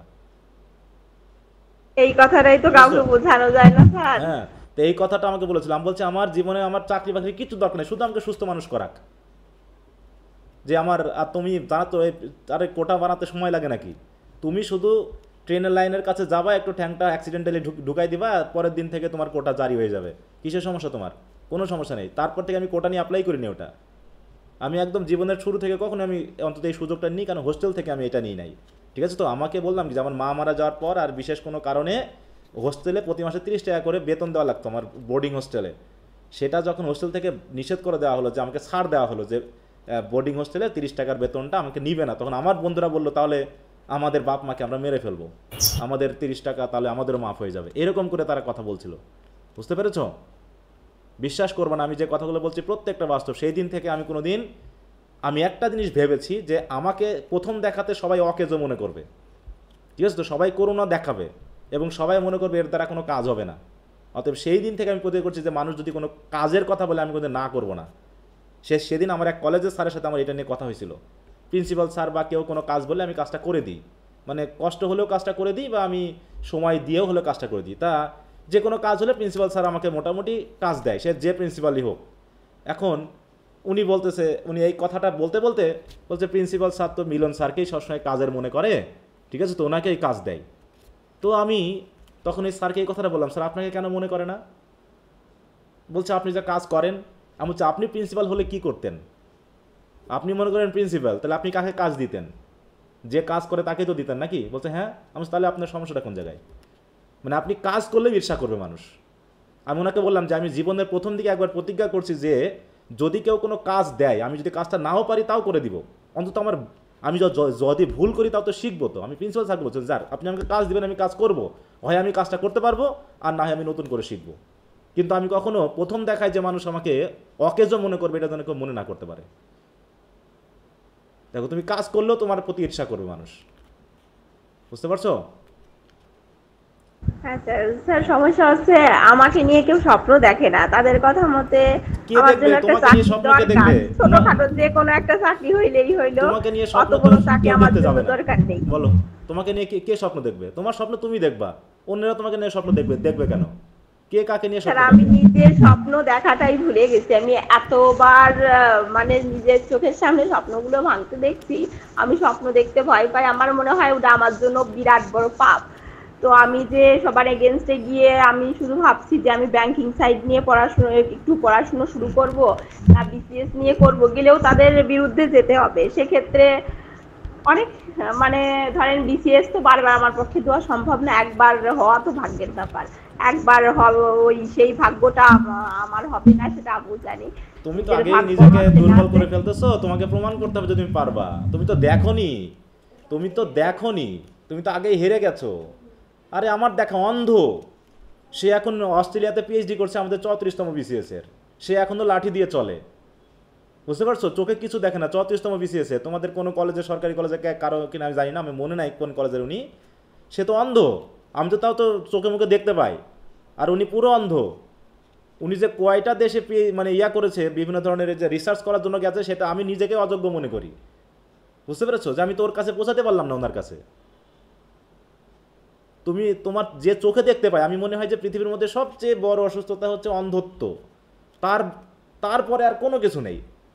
তারপরে সেটা জয় করে সে কি করছে, সেদিন দেখলাম অস্ট্রেলিয়াতে মনে হয় কোনো জায়গায় গেছে, সেখানে সে মনে হয় কোনো রিসার্চের জন্য, না সরি ইয়াতে কি শ্রীলঙ্কাতে গেছে। বুঝতে পারছো? কিন্তু স্যার আমি ওই যে বললাম তো বিসিএসটা ধরেন আমার মা বাবার বয়স হয়ে গেছে, তো মার অ্যাক্সিডেন্ট করার পরে সে ভালো চলতে পারে না, বাবার ডায়াবেটিস, তো বারবার আমাকে আমি বোঝাতে যাব না। আচ্ছা যেতে পারবে না। বুঝতে পেরেছি প্রিয়া, তোমার হচ্ছে তুমি এখন মানসিকভাবে বুঝে নিয়েছো তোমার সমস্যা অনেক। অতএব যদি কি তুমি সমস্যার কথা বলো তাহলে আমার আর কিছু বলার নেই। না স্যার সমস্যা অনেক, সেটা না, সমস্যা আমার যতদিন বেঁচে থাকবো ফেস করতেই হবে। হ্যাঁ তাহলে এখন কিছু বলার নেই আর। আমি তাদের বিপক্ষে গিয়ে কোন রাস্তাটা নিলে আমি মানে সফল হতে হবে এমন বিসিএসটা খুব বিশেষ। তো আমি বিসিএস এ যাব না ব্যাংকিং সাইডে যাব, এই দুইটা নিয়ে আমি ভীষণ কনফিউজ। সে সিদ্ধান্ত তোমাকে নিতে হবে, কারণ তোমাকে যেটাই বলতেছি তার একটা কিন্তু আসতেছে। কিন্তু বেশি বললে আমি আবার কথা বলি না, ঠিক আছে? তো আমার কথা হলো কোনো কিন্তু আসবে না, স্ট্রেট ফরওয়ার্ড কথা হবে যে স্যার আমি এটা করতে চাচ্ছি, কিন্তু আমি ওটা হতে চাচ্ছি, কিন্তু আমি ওটা করব, কিন্তু এই কিন্তুটাই হবে না। হয় আমি করবো না, হয় করবো না, আর কোনো কথা নেই। স্ট্রেট ফরওয়ার্ড যদি কথা হয় তাহলে কথা বলে মজা আছে, তাছাড়া কিন্তু থাকলে আর কোনো কথা হবে না। ঠিক আছে তো? আমি এইটাতে বিশ্বাস করেছি, আমার বাপ 14 গোষ্ঠী যেই হোক, কিন্তু কথা থাকলে আমি সেখানে আর নাই। কিন্তুতে আমি বিশ্বাস করি না, হয় কাজটা করব, এতে যা হয় হবে। ঠিক আছে, সে আমাকে যদি সবাই ঘৃণা করে তাও করুক, আমি কারো মুখ রক্ষা করতে যাব না। কিন্তু বলে কোনো কথা হবে না, হয় না, না হয় হ্যাঁ। বুঝতে পারছো? স্যার এই কিন্তুটাও আমার কাছে থাকতো না যদি না আমি নিজে কোথাও যেতে পারতাম। আমার তো কারোর সাহায্য ছাড়া নিজে যাওয়ার ক্ষমতা নেই স্যার কোথাও। তো আমি এই মনোবল কিংবা এই জেদটা করেই বা আমার কি হবে? এখানেই তো বললাম যে তুমি তো আগেই হেরে যাচ্ছ গো, তোমাকে নেবে না কেন? তুমি বললে পারে তুমি শক্তি দেখালে তারা তোমাকে, তোমার বাপ নেবে না কেন? তোমার ভাই তোমাকে নেবে না কেন? তুমি অবশ্যই নেবে তারা। স্যার অন্যের বিরক্তের কারণ হতে ভীষণ খারাপ লাগে। এই ছোটবেলা থেকে এত কিছু দেখতেছি, তাহলে এই তো হবে না। দেখো প্রতিবন্ধকতাটা এখন এমন একটা জায়গায় দাঁড়াইছে যে আমার এই শব্দটার উপর ঘৃণা চলে স্যার আসছে। প্রিয়াকে আমি একটা কথা বলতে চাই। হ্যাঁ বলো, তুমি সব দিকেই থাকতেছো, তাহলে আর কি কথা বলো না বলো। স্যার ওরকম যারা আছে অনেকে তো পড়াশোনারই সুযোগ দেয়নি পরিবার, ওকে তো দিয়েছে, হেল্প করতেছে। ওটাই তো বললাম যে তার বাবা মা দিয়েছে, মানে এইটাকেই তুমি দেখাতে পারলে তারা এইটাকেই দিবে। সব থেকে বড় চিন্তা করে ওকে এগিয়ে যেতে হবে। তারা তোমাকে এই সুযোগটা যে দিয়েছে, পড়াশোনার মানে তোমাকে সুযোগটা দিবেই। পেয়েছে ও। তাহলে তোমার বাকিটাও তারা দিবে, তোমাকে শুধু দেখাতে হবে। হ্যাঁ, সমস্যাটা তোমার দিক থেকে হয়ে আছে আমার কাছে যেটা মনে হয়। হ্যাঁ, তুমি তো হেল্প নিবা, তোমাকে তো হেল্প নিতে হবে, সেটা সমস্যা না। হ্যাঁ, তারা হেল্প করতে রাজি আছে, স্যার এবং প্রিয়াকে তারা হেল্প করবে, দেখাতে পারলেই হেল্প করবে তোমাকে। ঠিক আছে, দেখাতে পারলেই হেল্প করবে, তোমাকে শুধু দেখাতে হবে। হ্যাঁ বলো শিফাত। জি স্যার, প্রিয়াকে শুধু একটুটুকু বলি যে প্রিয়া 4th ইয়ারে উঠে তো এতটুকু বুঝতে পেরেছি যে ইংরেজি সাবজেক্ট যেটা আমরা পড়তেছি এটা মোটেই সহজ না। তো তুমি যদি কষ্ট করে 1st ইয়ার থেকে 4th ইয়ার পর্যন্ত আসতে পারো, তাহলে সামনে যেগুলো আসতেছে, হ্যাঁ তোমার এই 4th ইয়ার আসা পর্যন্তও তো অনেক বাধা বিপত্তি আসছে, তাও তো তুমি এসেছো। অনেকে তো পড়াশোনা বাদই দিয়েছে, দেয়নি বলো? অনেকে তো পড়াশোনা বাদই দিয়েছে, সামনেতেও তোমাকে হেল্প করবে, তুমি শুধু সাহস রাখো। হ্যাঁ, তা তো জি, ওরা তো সুস্থ মানুষ, ওরা সবাই ভালো সুস্থ, তুমি তাও সবকিছু জয় করে আসছো তো। অতএব এটা নিয়ে কোনো সমস্যা না, তুমি একটু হোপলেস হও না। হ্যাঁ, এখানে হোপলেস হওয়ার কিছু নেই। তুমি যেটা ভাববা, মানুষ তোমাকে কেন, পুরো পৃথিবী তোমাকে হেল্প করার জন্য লেগে উঠে পড়ে লাগবে। বুঝতে পারছো? পুরো পৃথিবী, প্রকৃতি তোমাকে, তুমি শুধু চাও না, পৃথিবী তোমাকে হেল্প করার জন্য লেগে যাবে। তুমি শুধু চাইতে হবে, তুমি শুধু একবার শুধু দেখাবা যে আমি এটা পারার মতো যোগ্যতা আমার আছে, আমি এটা করতে চাই। পুরো বললাম তো, একটা কথা আছে যে তোমাকে পুরো পৃথিবী তোমাকে হেল্প করার জন্য লেগে পড়ে উঠবে। তোমার ফিজিক্যাল কন্ডিশন কি, তোমার মেন্টাল কন্ডিশন কি, কে দেখতে পাবে? আমি নিজেই বুঝতে পারি আমি ভীষণ ডিপ্রেশনে ভুগি। আমার সব বিষয়ে নেগেটিভ চিন্তাটা বেশি মাথায় আসে, মনে হয় যে হবে না, বরাবর যা হয়েছে ওরকমই হবে। অ্যাকচুয়ালি স্যার আমি ওই 4 দেয়ালের ভেতরেই থাকি, বাইরে খুব একটা যাওয়া হয় না। ওই বছরে বা আমার পরীক্ষা কিংবা ডাক্তার দেখানো ছাড়া বলতে গেলে খোলা আকাশের নিচে যাই না, তো এক জায়গায় থাকি। আর এটাই তোমার সুযোগ হিসেবে তুমি নিতে পারো। হ্যাঁ, আর এটাকেই তুমি সুযোগ হিসেবে নেবা, যে তুমি এই সময়টাকে, তুমি যা সময় পাচ্ছ এটাকে তুমি যদি পড়াশোনার ক্ষেত্রে কাটাও। ঠিক আছে তো? এরকম অনেকেই আছে, তুমি জানো ওই যে একটা রাইটারের নাম বলে গেলাম, অন্ধ হয়ে গেছিলেন, মেয়ে কি দেখছো এখনই বলতে গিয়ে, হেলেন কেলার নাকি নামটা, এটাই তো। হ্যাঁ, সে তো অন্ধ হয়ে গেছিল অল্প বয়সে। ঠিক আছে তো? আবার যে হচ্ছে তোমার ব্রেইলি সিস্টেম, যেটা ব্রেইলি যে নাম, সে একটা সিস্টেমই বানিয়ে ফেললো পড়াশোনা নিয়ে। হ্যাঁ, পড়াশোনার একটা সিস্টেমই বানিয়ে ফেললো, যে অন্ধরা এবং যারা শুনতে পায় না তাদের জন্য একটা সিস্টেম সে বার করে ফেললো, ব্রেইলি। হ্যাঁ, ঠিক আছে তো? তো যাই হোক, ওগুলো নিয়ে তোমরা একটু ভাববা, ওটা নিয়ে কথা না। এখান থেকেও আমাদের অনেক কিছু শেখার আছে। প্রত্যেকটা জীবনই একটা সাহিত্য, একটা গল্প। ঠিক আছে তো? হ্যাঁ, আমরা গল্প পড়ি আর এই গল্পগুলো বাস্তব জীবনে প্রবাহিত হয়। এই যে আমরা কেয়ারটেকার পড়বো, এখানেও দেখবা হ্যাঁ যে সংগ্রাম আছে, এখানেও ধাক্কা আছে, কিন্তু আমাদের জীবনটা চালাতে হবে। কিছু করার নাই। অতএব কেউ তোমাকে হেল্প করবে না যতক্ষণ পর্যন্ত তুমি ব্যর্থতা বা তুমি নিজেকে নেগেটিভিটি নিয়ে মেনে চলেছো। আর পুরো বিশ্ব তোমাকে সাহায্য করবে যখন তুমি নিজেই সংগ্রাম করে এগিয়ে যাচ্ছ। এইটুকু শুধু মনে রাখবা, তাহলেই হবে। আর তুমি তোমার যেহেতু অন্যান্য কাজ নেই, তুমি প্রচুর সময় পাচ্ছ, অতএব এখানেই তোমার জন্য নতুন কিছু করার আছে, তুমি নতুন করে দেখাতে পারো। ঠিক আছে তো? হ্যাঁ, তো এই হচ্ছে জায়গাটা। তো যাই হোক, অনেক কিছু বললাম। তো সব কিছু বিবেচনা করে তোমরা তোমাদের মতো সিদ্ধান্ত নিয়ে নাও, স্ট্রং সিদ্ধান্ত নিবা, যেন দোদুল্যমান থাকবে না। হ্যাঁ, কারণ আমাদের সবচেয়ে বড় সমস্যা হচ্ছে ডিলেমা। দোদুল্যমানতা হচ্ছে আমাদের সিদ্ধান্তের ক্ষেত্রে যে সমস্যা তৈরি করে, সেটা দীর্ঘস্থায়ী সমস্যা তৈরি করে। যা সিদ্ধান্ত নিবা স্ট্রেইট ফরওয়ার্ড, সরাসরি সিদ্ধান্ত নিবা। বিয়ে করব নাকি করব না, করলে এখনই করব, না হলে এই কদিন পরে করব, সিদ্ধান্ত আমার পরে হবে। চাকরি করব, এই চাকরি না হয় করব না, সে টাকা পয়সার লোক যাই লাগুক, আমি ওকে মারবো মানে মারবো, আর না হয় মারবো না। বুঝতে পেরেছো? যা সিদ্ধান্ত নিব একদম, এতে আমাকে কে ভালো বললো কে খারাপ বললো, দুনিয়া আমাকে কীভাবে দেখতেছে এটা দেখার কোনো কিছু নেই।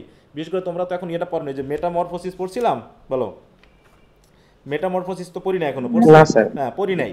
হ্যাঁ, ওখানে গেলে বুঝতে পারবা যে মানুষে কি বলে ওটা নিয়ে চিন্তা। আমার শরীর থাকতেছে না, আমার জীবন থাকতেছে না, তারপরেও আমরা টেনশনে আছি আমাকে নিয়ে মানুষ কি বলে, মানুষ কি মনে করবে, এই নিয়ে আমি টেনশন। এসব নিয়ে টেনশন করা যাবে না। হ্যাঁ, ওকে, তো যাই হোক ওগুলো বাদ দিই। আমি যেগুলো একটু বললাম। আরেকবার হ্যাঁ বলো। স্যার, ওই যে অনেকে বলে যে বিসিএস এর প্রিপারেশন নিলে নাকি অন্য চাকরির জন্য প্রিপারেশন নেওয়া হয়ে যায় অনেকটা, আর ব্যাংকের বই পড়লে সেই ক্ষেত্রে সেইটা হয় না। তো এই কথাটুকু কতটুকু সত্য? হ্যাঁ, ব্যাংকের সিস্টেম আর এটা সিস্টেম আলাদা। জেনারেল সিস্টেমটা, হ্যাঁ, যদি তুমি বিসিএস এর প্রিপারেশন নাও, তোমার বিসিএস এর রিলেটেড যে ওই রকম পরীক্ষা হয় যে রিলেটেড, সেগুলো ছোটোখাটো পরীক্ষাগুলোই তুমি পারবা। ঠিক আছে, তো এটা আশা করা যায়। আর ব্যাংকের সিস্টেমটা আবার একটু আলাদা। ঠিক আছে, তো এই জন্য তোমার টার্গেটটা নিতে হবে যে তুমি আসলে কোনটা নিতে চাও। যদি দুটা নিতে চাও তাহলে দুটা পাশাপাশি পড়াশোনা করতে হবে। আর যদি মনে হয় যে না আমি জেনারেল এই লাইনে যাব ব্যাংক বাদে, তাহলে তুমি বিসিএস এর উপর টার্গেট নাও, এবং বাকিগুলোতে কী কী জাতীয় কোশ্চেন আসে সেটা তুমি পড়াশোনা করো, দেখো তোমার হয়ে যাবে। হ্যাঁ, আর ব্যাংকে হতে হলে তোমাকে ব্যাংক রিলেটেড একটু স্টাডি করতে হবে। আর যদি দুটাই দেখতে চাও তাহলে দুটা পাশাপাশি পড়াশোনা করতে হবে। এই ঠিক আছে? আচ্ছা, তো ঠিক আছে, আমরা হ্যাঁ শিফাত কিছু বলতে যাচ্ছিল, বলো।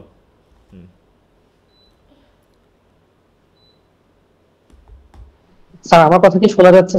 হ্যাঁ শোনা যাচ্ছে, বলো। স্যার হ্যাঁ শোনা যাচ্ছে, বলো। আজকে নেটওয়ার্কে খুব প্রবলেম হচ্ছে স্যার। স্যার শেষ কথা শুধু একটাই একটু ধারণা ছিল স্যার, যে আপনি তো স্যার আমাদেরকে সব থেকে বেশি পড়িয়েছেন, মানে ফার্স্ট ইয়ার থেকে লাস্ট ইয়ার এখন আমরা যেটা পড়তেছি স্যার, কম বেশি সবাইকে মোটামুটি জানেন স্যার। তো একটা কথা শুধু জানতে চাচ্ছি স্যার, যে আপনার ম্যাডাম যেমন আপনাকে আপনার উপর ভরসা রেখেছিল স্যার, ওইরকম কি আমাদের উপর কি আপনি একটু ভরসা করেন স্যার? আমরা কি এরকম চাকরি পাওয়ার মতো যোগ্যতা রাখি বলে আপনি কি মনে করেন স্যার? এতটুকুই জাস্ট খালি বলেন স্যার। আচ্ছা, এখানে তোমরা অনেকেই আছো, মিনিমাম 10 জন আছো যারা এমন চাকরি পাওয়ার যোগ্যতা আছে বলে আমি মনে করি। ঠিক আছে, এখন নাম করলে পারে হয়তো অনেকে আবার মনে করবে তাহলে আমরা কি নাই। ঠিক আছে, তো ওই জন্য ওটা বলা যাবে না। ঠিক আছে, তো হ্যাঁ, এখানে কমপক্ষে 10 জন আছো তোমরা, তোমাদের একাগ্রতা বা তোমাদের পড়াশোনার দেখে আমার কাছে মনে হয় তোমরা মিনিমাম 10 জন আছে পাওয়ার মতো। শুধুমাত্র সঠিক দিক নির্দেশনা নিয়ে পড়াশোনা করতে হবে। ঠিক আছে, আমি কমপক্ষে 10 জন বলেছি, হ্যাঁ, যারা পাবেই, ভালো চাকরি পাওয়ার মতো যোগ্যতা রাখে। ঠিক আছে, তো হ্যাঁ, আর বাকি সবাই ক্ষেত্রে আমি বলছি না যে তারা পাবে না, তা না, কিন্তু আমার কাছে যেটা মনে হয়েছে যে এখানে কমপক্ষে একাগ্র বা খুব পড়াশোনার যেহেতু তোমাদের খাতা টাতা দেখা এগুলোর উপর ভিত্তি করে আমি সেই ইয়েটা বলছি।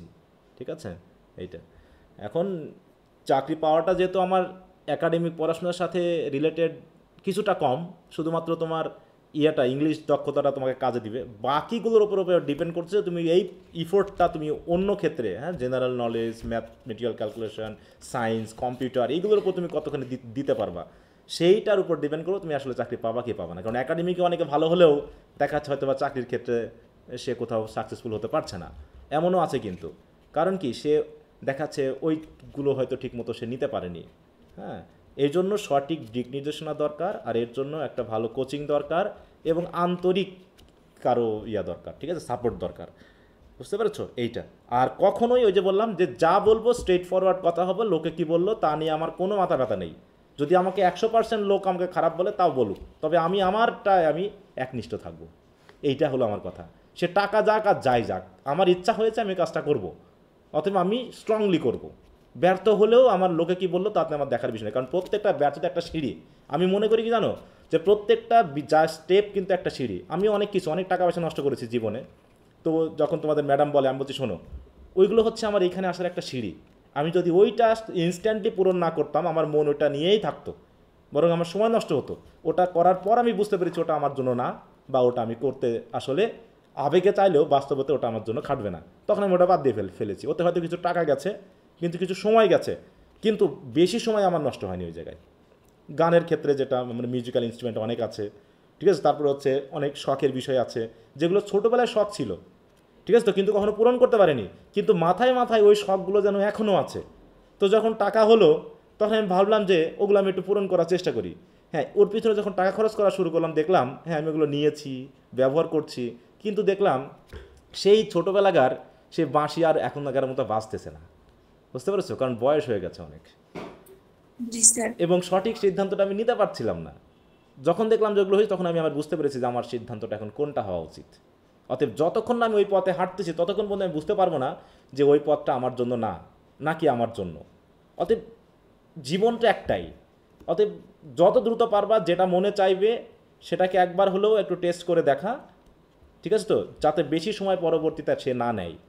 হ্যাঁ, এই জায়গাটা একটু খেয়াল করবা, ঠিক আছে তো। আর মানুষে কি বলবে এটা নিয়ে ভাবার কোনো মানে নেই, ঠিক আছে তো। মানুষকে নিয়ে যারা ভাবছে তারাই অধিকাংশ ব্যর্থতার খাতায় নাম লেখাইছে, এটা খেয়াল রাখবা। কারণ তুমি যতক্ষণ না পর্যন্ত সফল হবা ততক্ষণ পর্যন্ত তোমাকে মানুষ ব্যর্থই ভাববে। অতএব তুমি চেষ্টা করে যাও যে 10 বার ব্যর্থ হয়েছে, সে ব্যর্থ হয়েছে কারণ সে কঠিন কাজগুলো ব্যবহার করতেছে, আর যে সহজে পেয়ে যাচ্ছে সে তো সহজ জিনিসগুলো চুজ করেছে, অথবা তার এমন ইন্টেলিজেন্স গড দিয়েছে যেটা একদম এক্সেপশনাল। অতএব হয় সে সহজ কাজ নিচ্ছে, আর না হয় সে এমন ইন্টেলিজেন্টের যোগ্য যেটা এক্সেপশনাল, এই জন্য সে ওগুলো এতটা পারে। তাদের সাথে তোর তুলনা করার আমার দরকার নেই। অতএব আমি আমারটা বুঝবো, আমার মতো করে আমি আগাবো, জাস্ট এইটুকুই খেয়াল রাখবা, মনে থাকবে? জি স্যার। মোবাইলটা দাও। হ্যাঁ, আচ্ছা, তো ঠিক আছে, তো সবাই ভালো থাকো। অনেক সময় তোমাদের নিলাম এই কথাটা, অনেকে তোমরা একটু মেসেজ টেসেজ দিচ্ছিল, তো আমি তাই জন্য একটু দেখলাম যারা টেক্সট শুরু করার আগে এই কথাটা একটু বলে নিই। আচ্ছা,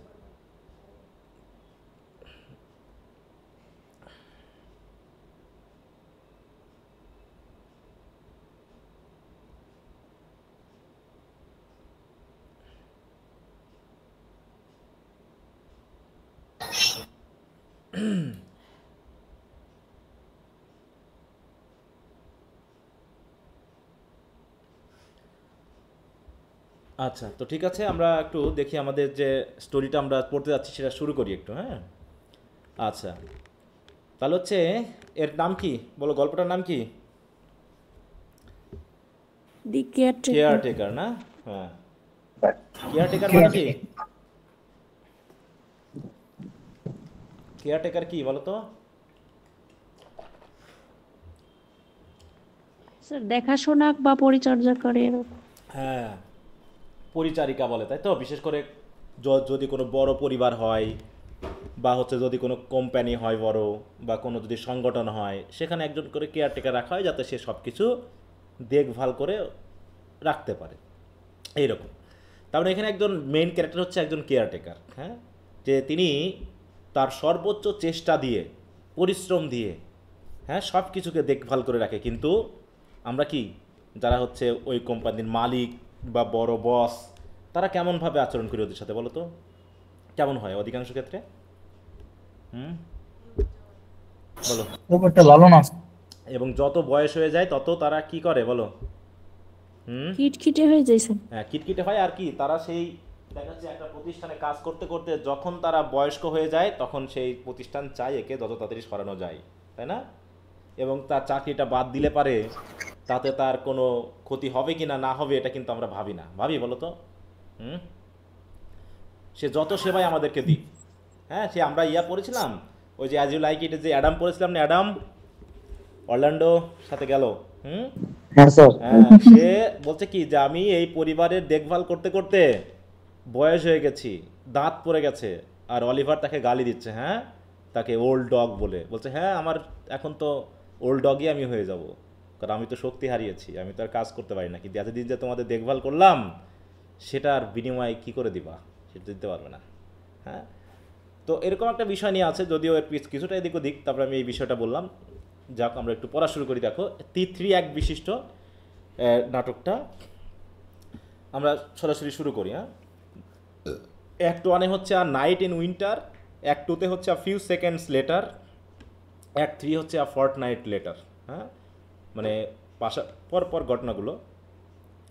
প্রথমে হচ্ছে দেখো সিচুয়েশন ব্যাপারটা কিন্তু খুব বেশি করে খেয়াল রাখবা, বর্ণনাগুলো ডায়লগের থেকে। হ্যাঁ, বললাম কি মডার্ন লিটারেচার ডায়লগের থেকে রাইটার কিভাবে আমাদের কোথায় ফোকাস দিতে যাচ্ছে, রাইটার আমাদের দৃষ্টিটা মানে ক্যামেরাটা তিনি কোথায় নিয়ে যাচ্ছেন, দর্শকদেরকে বা রিডারদেরকে তিনি কি দেখাতে চাচ্ছেন, সেটা তোমাকে কিন্তু বুঝে ফেলতে হবে যে এইখানে কি বলতে চাচ্ছেন তিনি। দেখো প্রথমে কি একটা হচ্ছে রুম। দেখো আমরা ওই যে যেমন বার্নার্ড শ পড়েছিলাম না, আর্মস অ্যান্ড দ্য ম্যান, কী ছিল পুরো বর্ণনা করা হয়েছিল না, তার রুমটা কেমন, কোন দিকে কি আছে, হ্যাঁ সব কিছু বর্ণনা করা হয়েছে। বর্ণনার পিছনে নিশ্চয়ই কারণ আছে, অ্যারিস্টোক্রেটিক একটা ভাব দেখানো, হ্যাঁ, যা মানুষের কি বাহ্যিক ব্যাপার আর মেন্টাল ব্যাপারের মধ্যে পার্থক্য দেখিয়েছেন কিন্তু আর্মস অ্যান্ড দ্য ম্যানে। হ্যাঁ, তারা বাইরের দিক থেকে অনেক চাকচিক্য নিয়ে চলে কিন্তু মেন্টালি তারা কিন্তু অতটা ডেভেলপ না। অথচ দেখাচ্ছে যার বাইরের চাকচিক্য নেই, ড্রেসভূষা ভালো না, অথচ তার মেন্টাল ব্যাপারটা কিন্তু অনেক ডেভেলপড হতে পারে। হ্যাঁ, তো এইখানে সেই বিষয়গুলো মডার্ন লিটারেচারে এগুলো দেখানো হয়। কারণ আমরা দেখছি কি এই আর্মস অ্যান্ড দ্য ম্যানও কি মডার্ন না, মডার্ন ড্রামা না, আর্মস অ্যান্ড দ্য ম্যান যেটা আমরা সেকেন্ড ইয়ারে পড়েছিলাম, কিন্তু মডার্ন ড্রামার একটা অংশ।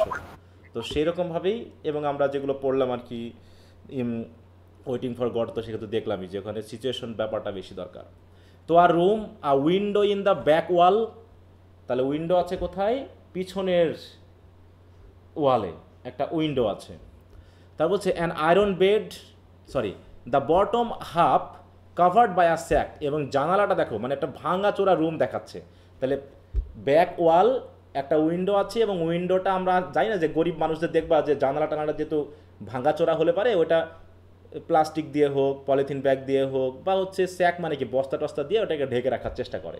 তাহলে দ্য বটম হাফ, তাহলে জানালার বটম হাফ কী করা আছে, covered by a sec.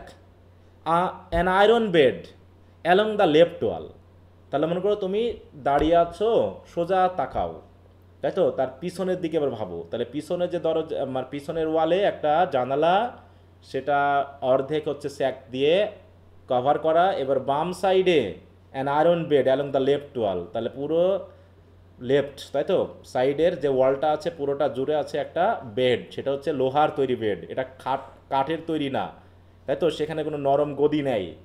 Above ইট, এবং ঠিক ওই বেডের উপরে লেফট সাইডেই বেডের উপরে কি আছে, আ স্মল কাবোর্ড, মানে জিনিসপত্র রাখার জন্য ওই ঘরে থাকে অনেকে, তাই না। এছাড়াও রয়েছে কি পেইন্ট বাকেটস, দেখবা যে অনেকের আছে না যে দেওয়ালের উপরে ঘরগুলোতে এক ধরনের কার্নিশ মতো করে থাকে, ওটা কী বলে কি জানি, আমি মনে করতে পারি না বাংলায়। ওইটাকে ওর উপরে বিভিন্ন জিনিসপত্র রাখে, গ্রামের বাড়িগুলোতে মানুষ একটু বেশি করে থাকে এগুলো, তাক মতো, ঠিক আছে তো, ওই কাবোর্ড বা তাক মতো করে থাকে। তাহলে অ্যাবভ ইট আ স্মল কাবোর্ড, সেখানে আছে কি paint buckets, boxes containing nuts, তাই তো। পেইন্ট বাকেটস মানে হচ্ছে ওই যে মানুষ পেইন্টিং করার জন্য রং টং কিনে না, বলো তো, রঙের যে বাকেটগুলো থাকে বালতি মতো ছোটো, হ্যাঁ, ওর ভিতরে রং টং রাখা থাকে, ওই রং নিয়ে ইয়া করে। এবং বক্সেস কন্টেইনিং নাটস, স্ক্রুজ এটসেট্রা, হয়তো ওই যে নাট স্ক্রু ট্রু বলি না, মেশিনপত্র যেগুলো থাকে ওইগুলো কন্টেইনিং করা কিছু বক্স আছে ওই কাবোর্ডের উপরে। এছাড়া ওর উপরে আরও কিছু বক্স আছে, ভেজেস আছে by the side of the bed, বেডের পাশে।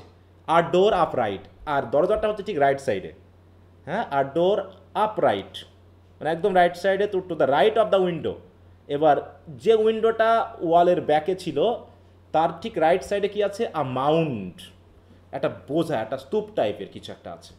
এছাড়া রয়েছে আ কিচেন সিঙ্ক, তাহলে কি হচ্ছে কিচেন সিঙ্ক মানে কি, কিচেনের যে সিঙ্ক থাকে না, যে ওসব বাসন কোসন ধোয়ার জন্য যেটা ব্যবহার করে ওইটা, ওখানে ওই রুমে রাখা আছে। আর স্টেপ ল্যাডার, বা হচ্ছে ঘরের দেয়ালে ওঠার জন্য, তাই তো, একটা ল্যাডার বা মই আছে। আর কোল বাকেট, তাই তো, কয়লার বালতি আছে। আর লন মোয়ার, একটা কি আছে, ওই যে দেখবা যে বড় লোকের বাসা বা হচ্ছে কোনো প্রতিষ্ঠানের সামনের উঠানটাকে ঘাস টাস কাটার জন্য কি আছে, লন মোয়ার একটা মেশিন আছে। আর শপিং ট্রলি আছে, শপিং করে ট্রলিতে করে নিয়ে যায় না, ওরকম শপিং ট্রলি আছে, বক্সেস আছে, সাইডবোর্ড ড্রয়ার্স আছে, এইগুলো রুমের ভিতরে, সব ওই রুমের ভিতরে আছে। তাহলে এটা কি একটা পরিবারের কি রুম, এটা বলতে পারো তো, এটা কি গুদাম ঘর নাকি বলা যায়, এটা গুদাম টাইপের না, হ্যাঁ, স্টোর রুম, যেটা স্টোর রুম যেখানে সব কিছু আছে, এবং সাথে একটা স্টিলের একটা বেড আছে। তারপরে সেখানে কে থাকতে পারে, স্টোর রুমে কে থাকে, একটা পরিবারের বা একটা বড় লোকের বাসা স্টোর রুমে কার জন্য রাখা হয়, এটা কেয়ারটেকারের জন্য নাকি, বা দারোয়ানের জন্য। Under this mound and iron bed, ঠিক আছে তো, মানে কি আয়রন বেড আছে তার উপরে এই স্তূপ আছে। তা বলছে in front of it a gas stove, ওই যে গ্যাস স্টোভে হয়তো নিজেদের রান্না টান্না করে। অন দ্য গ্যাস স্টোভ আর স্ট্যাচু অফ বুদ্ধা, বুদ্ধদেবের একটা ছবি স্ট্যাচু মানে মূর্তি আছে, ছবি তো না, একটা মূর্তি আছে ওই গ্যাস স্টোভের উপরে। ঠিক down right a fireplace, এছাড়া রয়েছে একটা fire place.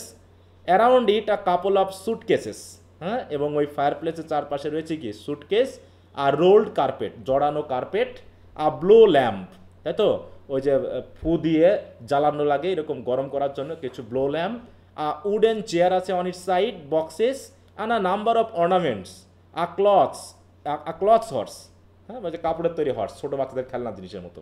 A few short planks of wood, কিছু কাঠের তক্তা আছে। আ স্মল ইলেকট্রিক ফ্যান আছে and a very old electric toaster আছে। ওল্ড এইগুলো কাদের বলো? এই যে ইলেকট্রিক টোস্টার, তারপর হচ্ছে আ ক্লথস অফ হর্স, এগুলো কাদের? ওই নিশ্চয়ই পরিবারের, তাই তো, ওগুলো এখন কাজে লাগছে না, ওগুলো এনে এখানে রেখে দেওয়া হয়েছে না। Below this a pile of old newspaper, ওর নিচে আবার কি আছে? এক গাদা নিউজ পেপার আছে। তাহলে নিউজ পেপার কারা পড়ে? এই যে ব্যক্তি এই রুমে ঘুমায় সে পড়ে, বলো? নাকি ওই পরিবারের? না, যে পরিবারের রুমটা বানানো হচ্ছে সেই এখানে। এবার হচ্ছে আন্ডার অ্যাস্টনস বেড, তাহলে এখানে যে থাকে তার নাম কি? Aston. Bed by the left wall, তাহলে লেফট ওয়ালের যে বেডটা আছে তার নিচে ইজ অ্যান ইলেকট্রোলাক্স। ইলেকট্রোলাক্স হচ্ছে একটা কোম্পানি, ওর যন্ত্র মানে ইলেকট্রনিক কোনো যন্ত্র হতে পারে সেটা, ঠিক আছে তো, সেটা হতে পারে ওয়াশিং মেশিন হতে পারে, সেটা হতে পারে তোমার ওই যে কোনো ওয়েভ মানে কি বলবো মাইক্রোওয়েভ হতে পারে, এইরকম একটা রাখা আছে। Which is not seen till used, which is not seen till used, তাই তো, ইউজ না করার মতো দেখা যায়নি। A bucket hangs from the ceiling, আর একটা বালতি ঝুলতেছে সিলিং থেকে, সিলিংয়ে একটা বালতি ঝুলতেছে, হ্যাঁ, বুঝতে হবে কেন ঝুলতেছে। তো যাই হোক, এরকম একটা রুম, অ্যাক্ট 1 শুরু, ওই রুমে এই কাহিনীটা। Mike is alone, sorry Mick হবে এটা, মাইক না, Mick is alone in the room, তাহলে রুমে বসে আছে কে বলো তো? মিক, তাই তো, সিটিং অন দ্য বেড, যে লেফট সাইডে যে বেড ছিল সে বেডে সে বসে আছে।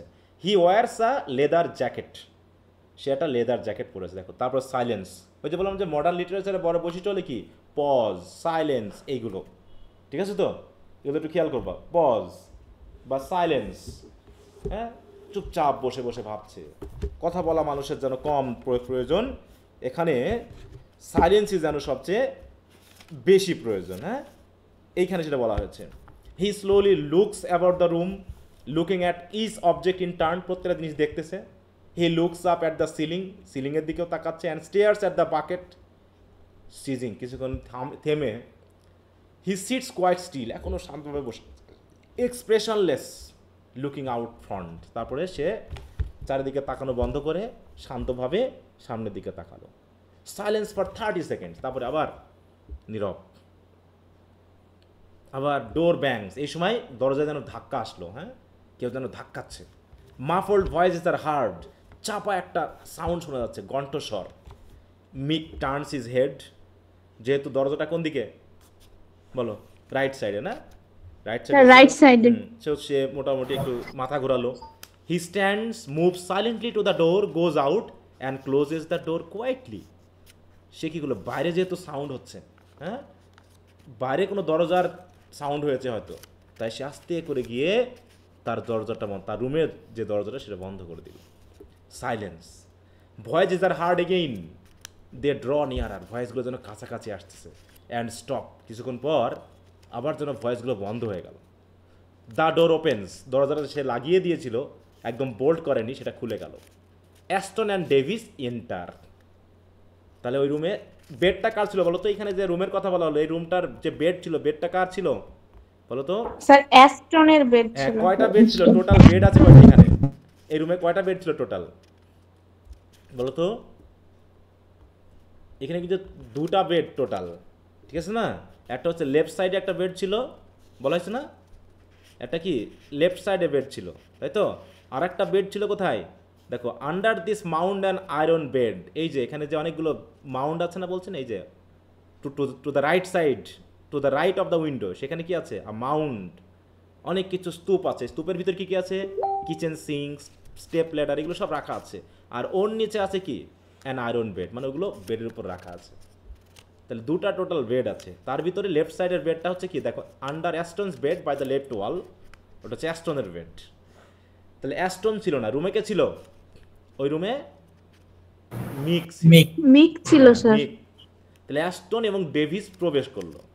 Aston first and Davies following, shambling, breathing heavily. Shambling মানে কি কাঁপছে, হ্যাঁ, এবং যেন দীর্ঘশ্বাস ফেলছে, কিছু একটা যেন হয়েছে, কঠিন কিছু একটা হয়েছে। হ্যাঁ, Aston wears an old tweed overcoat. তাহলে টুইড ওভারকোট দেখতে কেমন সেটা তো না বুঝলে তো হবে না, আমরা একটু দেখি।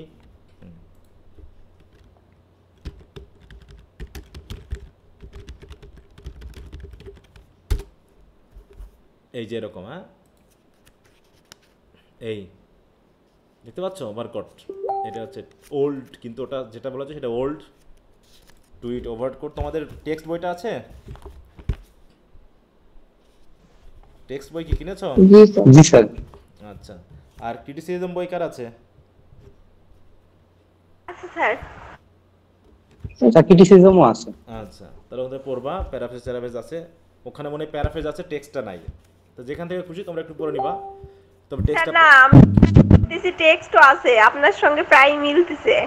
হ্যাঁ, ওটার মধ্যে টেক্সট না, ওটা হচ্ছে প্যারাফ্রেজ, ঠিক আছে তো।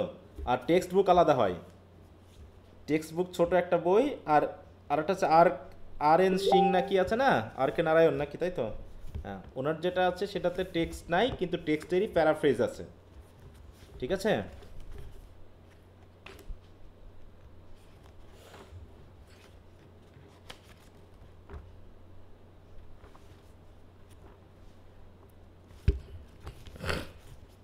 আচ্ছা, তাহলে Aston wears an old tweed over coat, under it a thin shabby dark blue pins stripe sweet.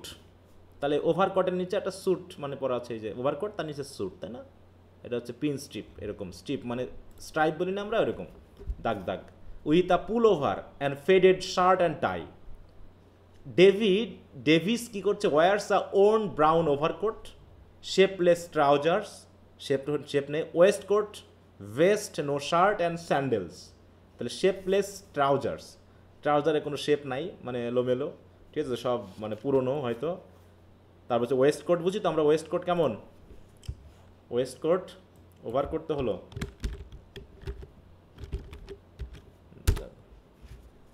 এই যে উপরে যেটা আছে না এটা হচ্ছে ওয়েস্ট কোট, ঠিক আছে তো। এই যে এইটা উপরেরটা, এটা পরে আছে, কিন্তু তার নিচে কোনো শার্ট টার্ট নাই। হ্যাঁ, ওয়েস্ট কোট অ্যান্ড ভেস্ট, গেঞ্জি বলে। ভেস্ট কোনটাকে বুঝি আমরা বলো তো? আমরা যেটা বলি না, মানে একদম আন্ডার, যেটা শার্টের নিচে যেগুলো পরে থাকি, এই যে এরকমই, মানে আর ওটার চেয়ে আর একটু ছোটো টাইপের হবে, ঠিক আছে তো। দুটা কাপড় পরে আছে, সে একই জাতীয়, অ্যান্ড স্যান্ডেল পরে আছে। Aston puts the key in his pocket and closes the door. Davies looks about the room. তাহলে এই রুমটায় কে কে থাকে বলে তোমাদের আইডিয়া বলো তো? এখানে কে কে থাকে এই রুমে? এইটুকুর ভিতরে আমরা তিনজনের নাম পেয়েছি, মিক পেয়েছি, অ্যাস্টন পেয়েছি, ডেভিস পেয়েছি। মিক তো রুমে ছিলই, অ্যাস্টন এবং ডেভিস প্রবেশ করলো। এখানে অ্যাস্টনের বেড আছে, কিন্তু মিকের আছে কিনা সেটা বলা হয়নি। আর ডেভিস এসে কী করছে? Davies look about the room, সে রুমের চারপাশে তাকালো। তখন অ্যাস্টন বলতেছে বসো, sit down. Davies thanks, looking about, শান্তি, এরকম একটা। অ্যাস্টন জাস্ট আ মিনিট, একটু ওয়েট করো। Aston looks around for a chair, sees one lying on its side by the rolled carpet at the fireplace. তাহলে fire প্লেসের পাশে যে ruled carpet আছে তার পাশে যে চেয়ারটা আছে সেখানে সে বসলো। তাহলে দেখো, sees one lying on its side by the rolled carpet and start to get it out. ওই চেয়ারটাকে সে কী করলো? খুঁজতেছে, চেয়ারটাকে বার করলো, বার করে হয়তো তাকে দিবে। ডেভিস বলতেছে সিট ডাউন, মানে প্রশ্ন কিন্তু, I haven't had a good sit down. চিন্তা করো, আবেগগুলো খেয়াল করো। সিট ডাউন, বসতে হবে আমাকে, ভালো মতো বসতেও পারি না, এরকম। দেখো প্রশ্ন হচ্ছে কি, I haven't had a good sit down মানে কি? ভালো মতো বসতেও পারি না। I haven't had a proper sit down মানে কি? মানে এরকম ব্যাপারটা যে আমি ভালো মতো বসতেও পারি না। Well I couldn't tell you, তোমাকে আমি বলে বোঝাতে পারবো না। তার মানে কি? এটুকু দিয়ে কী বোঝাচ্ছে? যে ডেভিসকে খুব কী করতে হয় বলো তো? খুব কাজ করতে হয় নাকি? কাজ করতে হয়েছে। হ্যাঁ, এত কাজ করতে হয় যে দৌড়ে ঠিকমতো দৌড়ে সে right. বসতেও পারে না। হ্যাঁ, বসার মতো তার কোনো অবসর নেই। তাই বলছে কি, I haven't had a good sit down, I haven't had a proper sit down, well I couldn't tell you, আমি তোমাকে বলে বোঝাতে পারবো না। অ্যাস্টন প্লেসিং দ্য চেয়ার, এই যে নাও, হেয়ার ইউ আর, নাও চেয়ারটা নাও। Davies 10 minutes off only for tea break in the middle of the night in that place. যে আমি যেখানে কাজ করি সেখানে রাতের বেলায় মাত্র 10 মিনিটের তাও আবার টি ব্রেক থাকে। And I couldn't find a seat, not one. এবং সেই 10 মিনিট যে আমি বসবো, সেটি বসার মতো একটা সিটও পাই না। অল দেম গ্রিকস হ্যাড ইট, না তো মানে সে নিজেকে আলাদা করে সবাইকে বলতেছে গ্রিক। গ্রিক এক ধরনের নেগেটিভ সাউন্ড হিসেবে দেখাচ্ছে। হ্যাঁ, অল দেম গ্রিকস হ্যাড ইট, সবার আছে, পোলসদের আছে, গ্রিকসদের আছে, ব্ল্যাকসদের আছে, the lot of them, all them alien had ইট। হ্যাঁ, মানে যারা হচ্ছে বাইরের সবারই বসার চেয়ার আছে, শুধু আমার নেই। And they had me working there, আর সারাদিন আমাকে তারা কাজ করিয়ে নেয়। দেখো, they had me working, they had me working, মানে এরকম আছে না যারা খুব অভিযোগ করে, সারাদিন কাজ করায়, সারাদিন কাজ করায়, বসতেও দেয় না ঠিক মতো। হ্যাঁ, এরকম আর কি। Aston sits on the bed, সে বেডে বসে বলছে, takes out a tobacco tin and papers and begins to roll himself a cigarette. মানে টোবাকো বার করে, তামাক দিয়ে সে পেপার বার করে নিজে একটা সিগারেট বানিয়ে নেয়। ডেভিস ওয়াচেস হিম, আর ডেভিস দেখতেছে সে অ্যাস্টন কি করে। All them blacks had it, বলছে যত ব্ল্যাক সবার চেয়ার আছে, ব্ল্যাকস আছে, Greeks, Poles, the lot of them, what doing me out of a seat, সবার সব কিছুই আছে, শুধু আমাকে বসতে দেয় না। ট্রিটিং মি লাইক ডার্ট, আমাকে তারা নোংরার মতো ব্যবহার করে। হ্যাঁ, আমাকে যেন তারা দেখতে পায় না, আমাকে মনে হচ্ছে অস্বস্তিকর মনে করে তারা। When he came at me tonight I told him, আর যখন সে আজ রাতে এসেছিল আমি তাকে বলেছিলাম। কে এসেছিল এখনও আমরা জানি না। দে আবার কিছুক্ষণ পজ। অ্যাস্টন বলছে, বসো তো, টেক আ সিট, বসো। Davies, yes but what I got to do first, you see what I got to do, কিন্তু আমি কী করবো বলো তো, আমার কী করা উচিত? I got to loosen myself up, এখান থেকে আমাকে বাঁচতে হবে, ছাড়তে হবে। You see what I mean, মানে আমি কী বলছি তুমি বুঝতে পেরেছো তো? I could have got down there, আমি ওখান থেকে আমাকে চলে আসতে হবে, আমি পারবো না ওখানে কাজ করতে। ডেভিস এক্সক্লেমস লাউডলি, মানে খুব চিৎকার করে বলতেছে। পাউন্সেস ডাউনওয়ার্ড উইথ ক্লোজ ফিস্ট, মানে কি হাতটা মুষ্টি বেঁধে, মানে মনে হচ্ছে চেয়ার টেবিলে মারতে ইচ্ছা করতেছে তার। হ্যাঁ, turns his back to Aston and stare at the wall. Pauses, হ্যাঁ pause. Aston lights a cigarette. Aston, you want to roll yourself one of this, তুমি কি চাচ্ছ যে নিজেকে এখান থেকে ছড়াই নিতে, এরকম কিছু? হ্যাঁ, কি আবেগটা বুঝতে পারছো কি বলতে যাচ্ছে?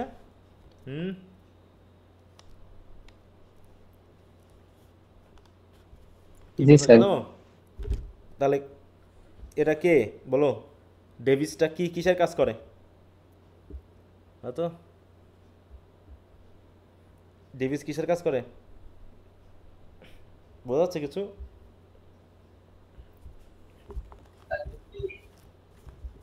বলো। দারোয়ান নাকি স্যার? হ্যাঁ, দারোয়ান বা ঘর মোছামুছি বা কিছু একটা কাজ তো করে, মানে জাস্ট এই কেয়ারটেকারিং কাজ যেটা বলতে হচ্ছে। বলছে you want to roll yourself one of this, মানে একটা সিগারেট দিয়ে বলছে তোমার জন্য একটা রোল করে দিব cigarette. You want to roll yourself one of this. Davies, what? Turning, what? No no, I never smoke a cigarette, আমি কখনো সিগারেট খাই না। পজ, হি কামস ফরওয়ার্ড, তারপরে একটু এগিয়ে এসে, আই টেল ইউ হোয়াট দো, আমি কি বলছি তুমি বুঝতে পেরেছো? I have a bit of that tobacco there for my pipe if you like. বলছো তুমি পারলে, আমার একটা পাইপ আছে, আমি তো আর ওই সিগারেট করে খাই না তো টোবাকো, আমি এটা পাইপে করে খাই, একটুখানি টোবাকো তুমি আমাকে দাও তাহলেই হবে। Handing him the tin, yes now go on, take some out of it, এখান থেকে একটু তামাক নিয়ে নাও। ডেভিস, দিস কাইন্ড তাহলে অফ, না খাওয়ার কি পার্থক্য হলো? বলো। তাহলে খাওয়া আর না খাওয়া কি পার্থক্য হলো? মানে ওটা হচ্ছে যে সিগারেট করে, মানে সে কাগজের তৈরি প্যাকেটে করে তামাক খায় না, বুঝতে পেরেছো? সে হচ্ছে তার একটা ওই যে স্টিলের মতো পাইপ থাকে, যারা আগের মানুষ পাইপে করে কেউ কেউ খাইতো, ওর ভিতরে তামাক ঢোকায় তারপরে খায়। ঠিক আছে, পার্থক্য তেমন কিছু না, কিন্তু সিগারেট করে একটা খাওয়া আর হচ্ছে ওই পাইপ আর একটা জিনিস সেটার মধ্যে করে খাওয়া, দুটো আলাদা জিনিস। ঠিক আছে, তো পাইপ দেখো না, সিগারেট স্মোকিং পাইপ দেখছো কখনো? হ্যাঁ, ও বিশেষ করে রাইটাররা খুব ইউজ করে, দেখো একটু বাঁকা টাইপের। স্যার টিভি সিনেমা দেখেছিলাম। এই যে এরকম দেখছো, এই যেখানে তামাক দেয়, হ্যাঁ, এই তামাক দিয়ে আগুন ধরে, এই যে এটা দিয়ে টানে, দেখতে পাচ্ছ? হ্যাঁ এই যে এটা, জি স্যার। এই হচ্ছে পাইপ। আর হুঁকা আছে না, হুঁকা, হুঁকা দেখছো কখনো? গড় গড়ে হুঁকা। জি স্যার। আমার জি দাদু স্যার। আগে খাইতো, আমার দাদু আগে খাইতো, আমার আম্মুর নারকেলের ইয়ে চাচার তৈরি দেখছি। করতো, এই যে নারকেল যেগুলোতে খাইতো, বুঝতে পারছো? তা আমার দাদুর একবার ছিল, আমি করছি কি, এটা দিয়ে ধরে, এখান দিয়ে ধরে কি যেন একটা করতে গিয়ে ওটা দিয়ে মারছি বাড়ি, এটা গেছে ফাইটে, বুঝতে পারছো? এটা থাকতো মাটির তৈরি, এটা চেঞ্জ করা যেত। আর এইখানে করতো কি, ওই আগুন, এই জায়গায় আগুন ধরাতো, এই জায়গায় হুঁকার একটা ইয়ে আছে, এইখান দিয়ে মুখ দিয়ে টানতো, বুঝছো? এই জায়গাটা ফাঁকা মতো থাকে, নারকেলের ইয়ে দিয়ে তৈরি করতো, এই যে এই যে এই যে দেখো, এইবারে খাচ্ছে, হ্যাঁ, এইরকম। আর এইখানে দিয়ে ধোঁয়া উঠতো, হ্যাঁ, এই জায়গায় তামাক দিত, আর এইখানে তো পানি মতো থাকতো, বুঝতে পারছো? একটু পানি মতো থাকতো। তা আমার দাদু আগে খাইতো, তারপরে আর খাইনি। তো দেখতাম অনেকে আগে হুঁকা খেত, হুঁকার তো আর এখন আর প্রচলন নেই। আর যদি একটু উন্নত পরিবার হতো তাহলে তো আর হুঁকার বাদ দিয়ে এরকম গড়গড়া মতো, ঠিক আছে তো? তা তামাক এখন তো সিগারেট হওয়ার পর আর এগুলো আর দেখা যায় না, যাই বলো। আচ্ছা, তাহলে হ্যান্ডিং হিম দ্য টিন, ওই আলাদা করে, তাই যেহেতু সিগারেট বিড়ি ছিল না তখন, ওই মানুষ ওই তামাক তো তৈরি হতো, মানুষ তো তামাক নিজেরাই বুনতো তখন, এখনও তো বুনে, অতএব আলাদা করে কিনতে হতো না, ওই হুঁকা দিয়ে চালিয়ে নিত। Yes gone, takes some out of that Davies, that's kind of you mister, just enough to fill my pipe, বেশি নিব না, পাইপটা ফিল করার মতো হলেই হবে, that's all. He takes a pipe from his pocket and fills ইট।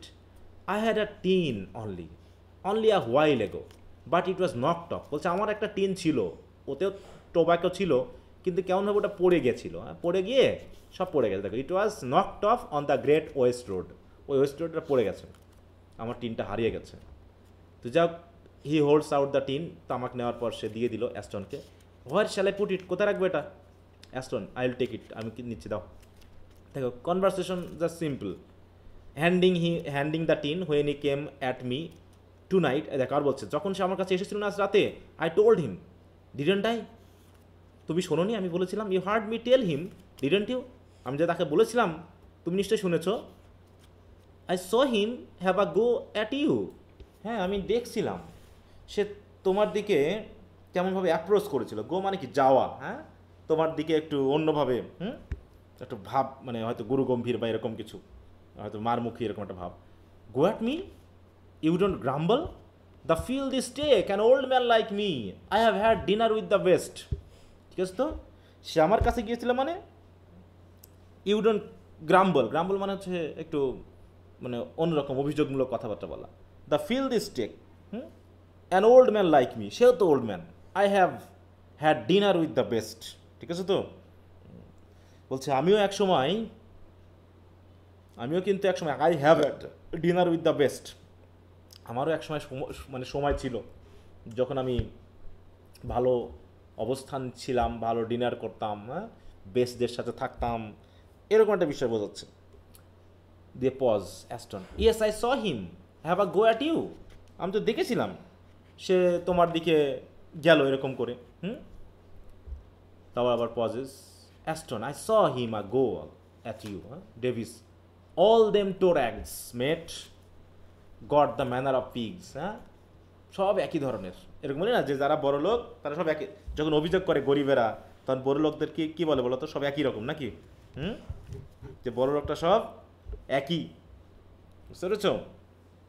এরা হচ্ছে কি, god the manners of pigs, pig মানে কি, শুকুরের বাচ্চা নাকি, পিগ মানে শুকুরের বাচ্চা, হ্যাঁ, বলতেছে I might have been on the road a few years but you can take it from me, I am clean. বুঝছো? হ্যাঁ, আমি হয়তো বা গত কয়েক বছর ধরেই রোডে বেড়াচ্ছি, কিন্তু তুমি এটা বিশ্বাস করে নিতে পারো যে আমি কিন্তু একটা ভদ্র সমাজের লোক, হ্যাঁ, I am clean, I keep my self up, আমি কিন্তু আমার সবসময় আমাকে নিজেকে পরিষ্কার পরিচ্ছন্ন রাখার চেষ্টা করি। আর একটা হচ্ছে কি, that is Y I left my wife, হ্যাঁ, আমি কিন্তু আমার ওয়াইফকে ডিভোর্স দিয়েছিলাম একটা কারণে, কারণ আমি কিন্তু খুব পরিষ্কার পরিচ্ছন্ন নিট মানুষ, হ্যাঁ। ফর্টনাইট আপনারাই ম্যারিড হার, বলছে যে 2 সপ্তাহের মধ্যে, তাকে বিয়ে করার মাত্র কয়েকদিনের মধ্যে, দেখো ঠিক আছে কি হয়েছিল, বলতেছে I married her, no not so much as that, no more than a week. বলছে ঠিক ফোর্টনাইট না, হয়তো এক সপ্তাহ হবে না। I took the lid of a saucepan, একটু খেয়াল করবে এই জায়গায়, হ্যাঁ, আমি আমাদের খাবারের সসপেনটা যখন লিডটা তুললাম, you know what was in it, তুমি জানো এর ভিতরে কী ছিল? আ পাইল অফ আর under cloth আনওয়াশড।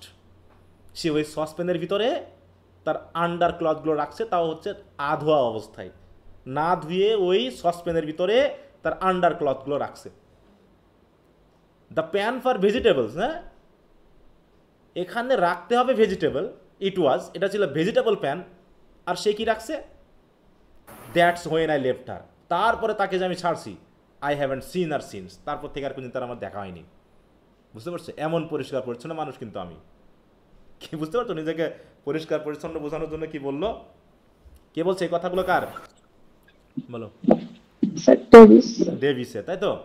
Davies turns, shambles across the room, shamble মানে কি কাঁপতে কাঁপতে ঘুরছে, হ্যাঁ, comes face to face with a statue of Buddha standing on the gas stove, looks at it and turns, ওদিকে ফিরে দেখলো, হ্যাঁ, I have eaten my dinner off the best of plates, আমি আমার জীবনে খুব ভালো ভালো প্লেটে করে ডিনার খাইতাম, জানো, but I am not young anymore, কিন্তু দুঃখের বিষয় আমি তার ইয়ং না। I remember the days I was as handy as any of them, আমার সব মনে আছে সেই দিনের কথা যখন আমি কর্মঠ ছিলাম, এই সকল মানুষের মতো কর্মঠ ছিলাম। They didn't take any liberties with me, তাদের কোনো সাহস হয়নি আমার মুখের উপর দিয়ে কথা বলার। But I haven't bin so well lately, কিন্তু সম্প্রতি আমি তার ভালো নেই, বয়স হয়ে গেছে। I have had a few attacks, আমাকে অনেকে অ্যাটাক করা মানে কি মেরেছেও, ঠিক আছে তো? সম্প্রতি আমাকে কি করা হয়েছে বলো? একটু অ্যাটাকও হয়েছে আমার, ঠিক আছে তো? মারধর বকাঝকা করা এটাও হয়েছে। They pause, coming closer, did you see what happened with that one? তুমি কি জানো ওর সাথে কি হয়েছে? এরকম আর কি। Aston, I only got the end of it, আমি তো প্রথম থেকে জানি না, আমি শুধু শেষের টুকু জানছি। এই বলছে কামস আপ টু মি, তাহলে আসো। Parks a bucket of rubbish at me, তুমি জানো আমার দিকে ময়লার বাকেট ছুঁড়ে মারছিল। টেল মি টু, মানে দিয়ে, হ্যাঁ, পার্ক করা মানে দেওয়া, বাট ছেড়ে দেওয়া এরকম আর কি। And tell me to take it out the bag, এবং আমাকে বললো ওই ময়লার বাকেটটা নিয়ে যেতে। এই আমাকে বললো, it is not my job to take out the bucket, ওই ময়লার বালতি নিয়ে যাওয়া তো আমার দায়িত্ব না। They got a boy there for taking out the bucket, ওই ময়লার পাত্র নিয়ে যাওয়ার জন্য তোদের একটা ছেলে আছে। I was not engage to take out buckets, কারণ ওই ময়লার পাত্র নিয়ে যাওয়ার জন্য তো আমি এনগেজ না। My job's cleaning the floor, আমার কাজ ছিল হচ্ছে ফ্লোর ক্লিন করা। ক্লিয়ার আপ দ্য টেবিলস, তাই তো, টেবিলগুলো ক্লিয়ার আপ করা। Doing a bit of washing up, একটু প্লেট ঘটি ধোয়া মোছা করা। Nothing to do with taking out buckets, ওই ময়লার বালতি নিয়ে যাওয়া তো আমার কাজ না, কিন্তু আমাকে বালতি নিয়ে যেতে বললো। অ্যাস্টন বলছে, তাই? He crosses down right to get the electric toaster, তো অ্যাস্টন একটু ঘুরে গিয়ে ইলেকট্রিক যে টোস্টারটা আছে সেটার কাছে গেল। ডেভিস ফলোয়িং, কথা বলে যাচ্ছে, yes well say I had, even if I was suppose to take out the bucket, who was this git to come up and give me orders? আচ্ছা বুঝলাম, হ্যাঁ আমাকে বাকেটটা নিতে হবে, হ্যাঁ বুঝলাম যে আমাকে বাকেটটা নিয়ে যাওয়ার দায়িত্ব আছে, কিন্তু এই ছোট বাচ্চা আমাকে কেন অর্ডার করবে? হ্যাঁ, আচ্ছা, who was this git to come up and give me orders? We got the same standing, ঠিক আছে তো? তার আর আমার জায়গা তো বেশি দূরত্বের না, সে কি আমার বস হয়ে গেছে নাকি? He is not my boss, he is nothing superior to me, সে আমাকে অর্ডার করবে কেন? ঠিক আছে তো? অ্যাস্টন বলতেছে, হোয়াট ওয়াজ হি, সে কি গ্রিক? সে কি গ্রিক নাকি? ডেভিস বলছে, not him, he was a Scotchman, he Greek না।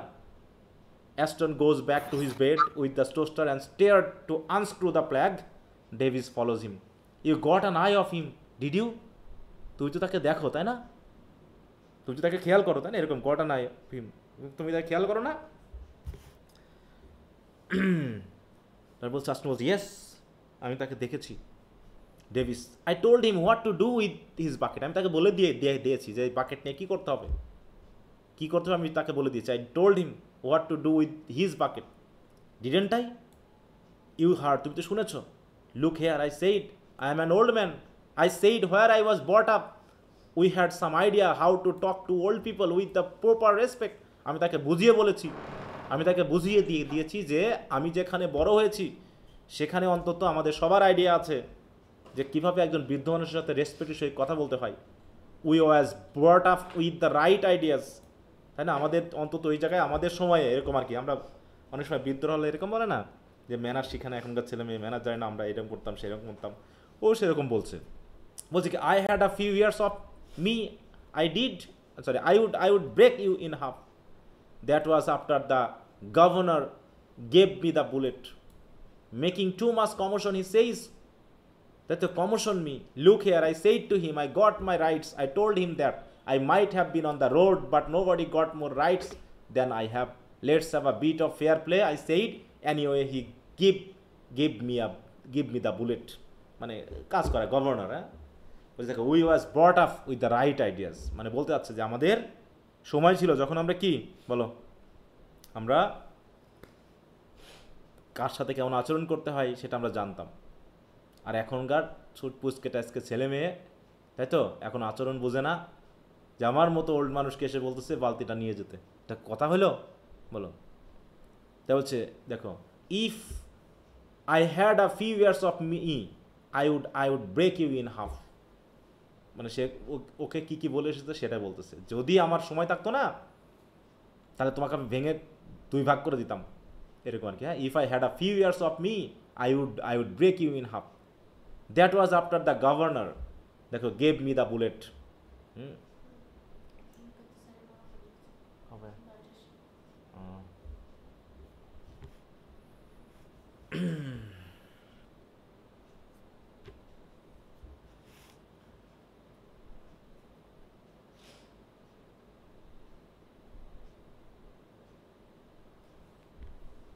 আচ্ছা, সবাই শুনতে পাচ্ছ তো আমাকে?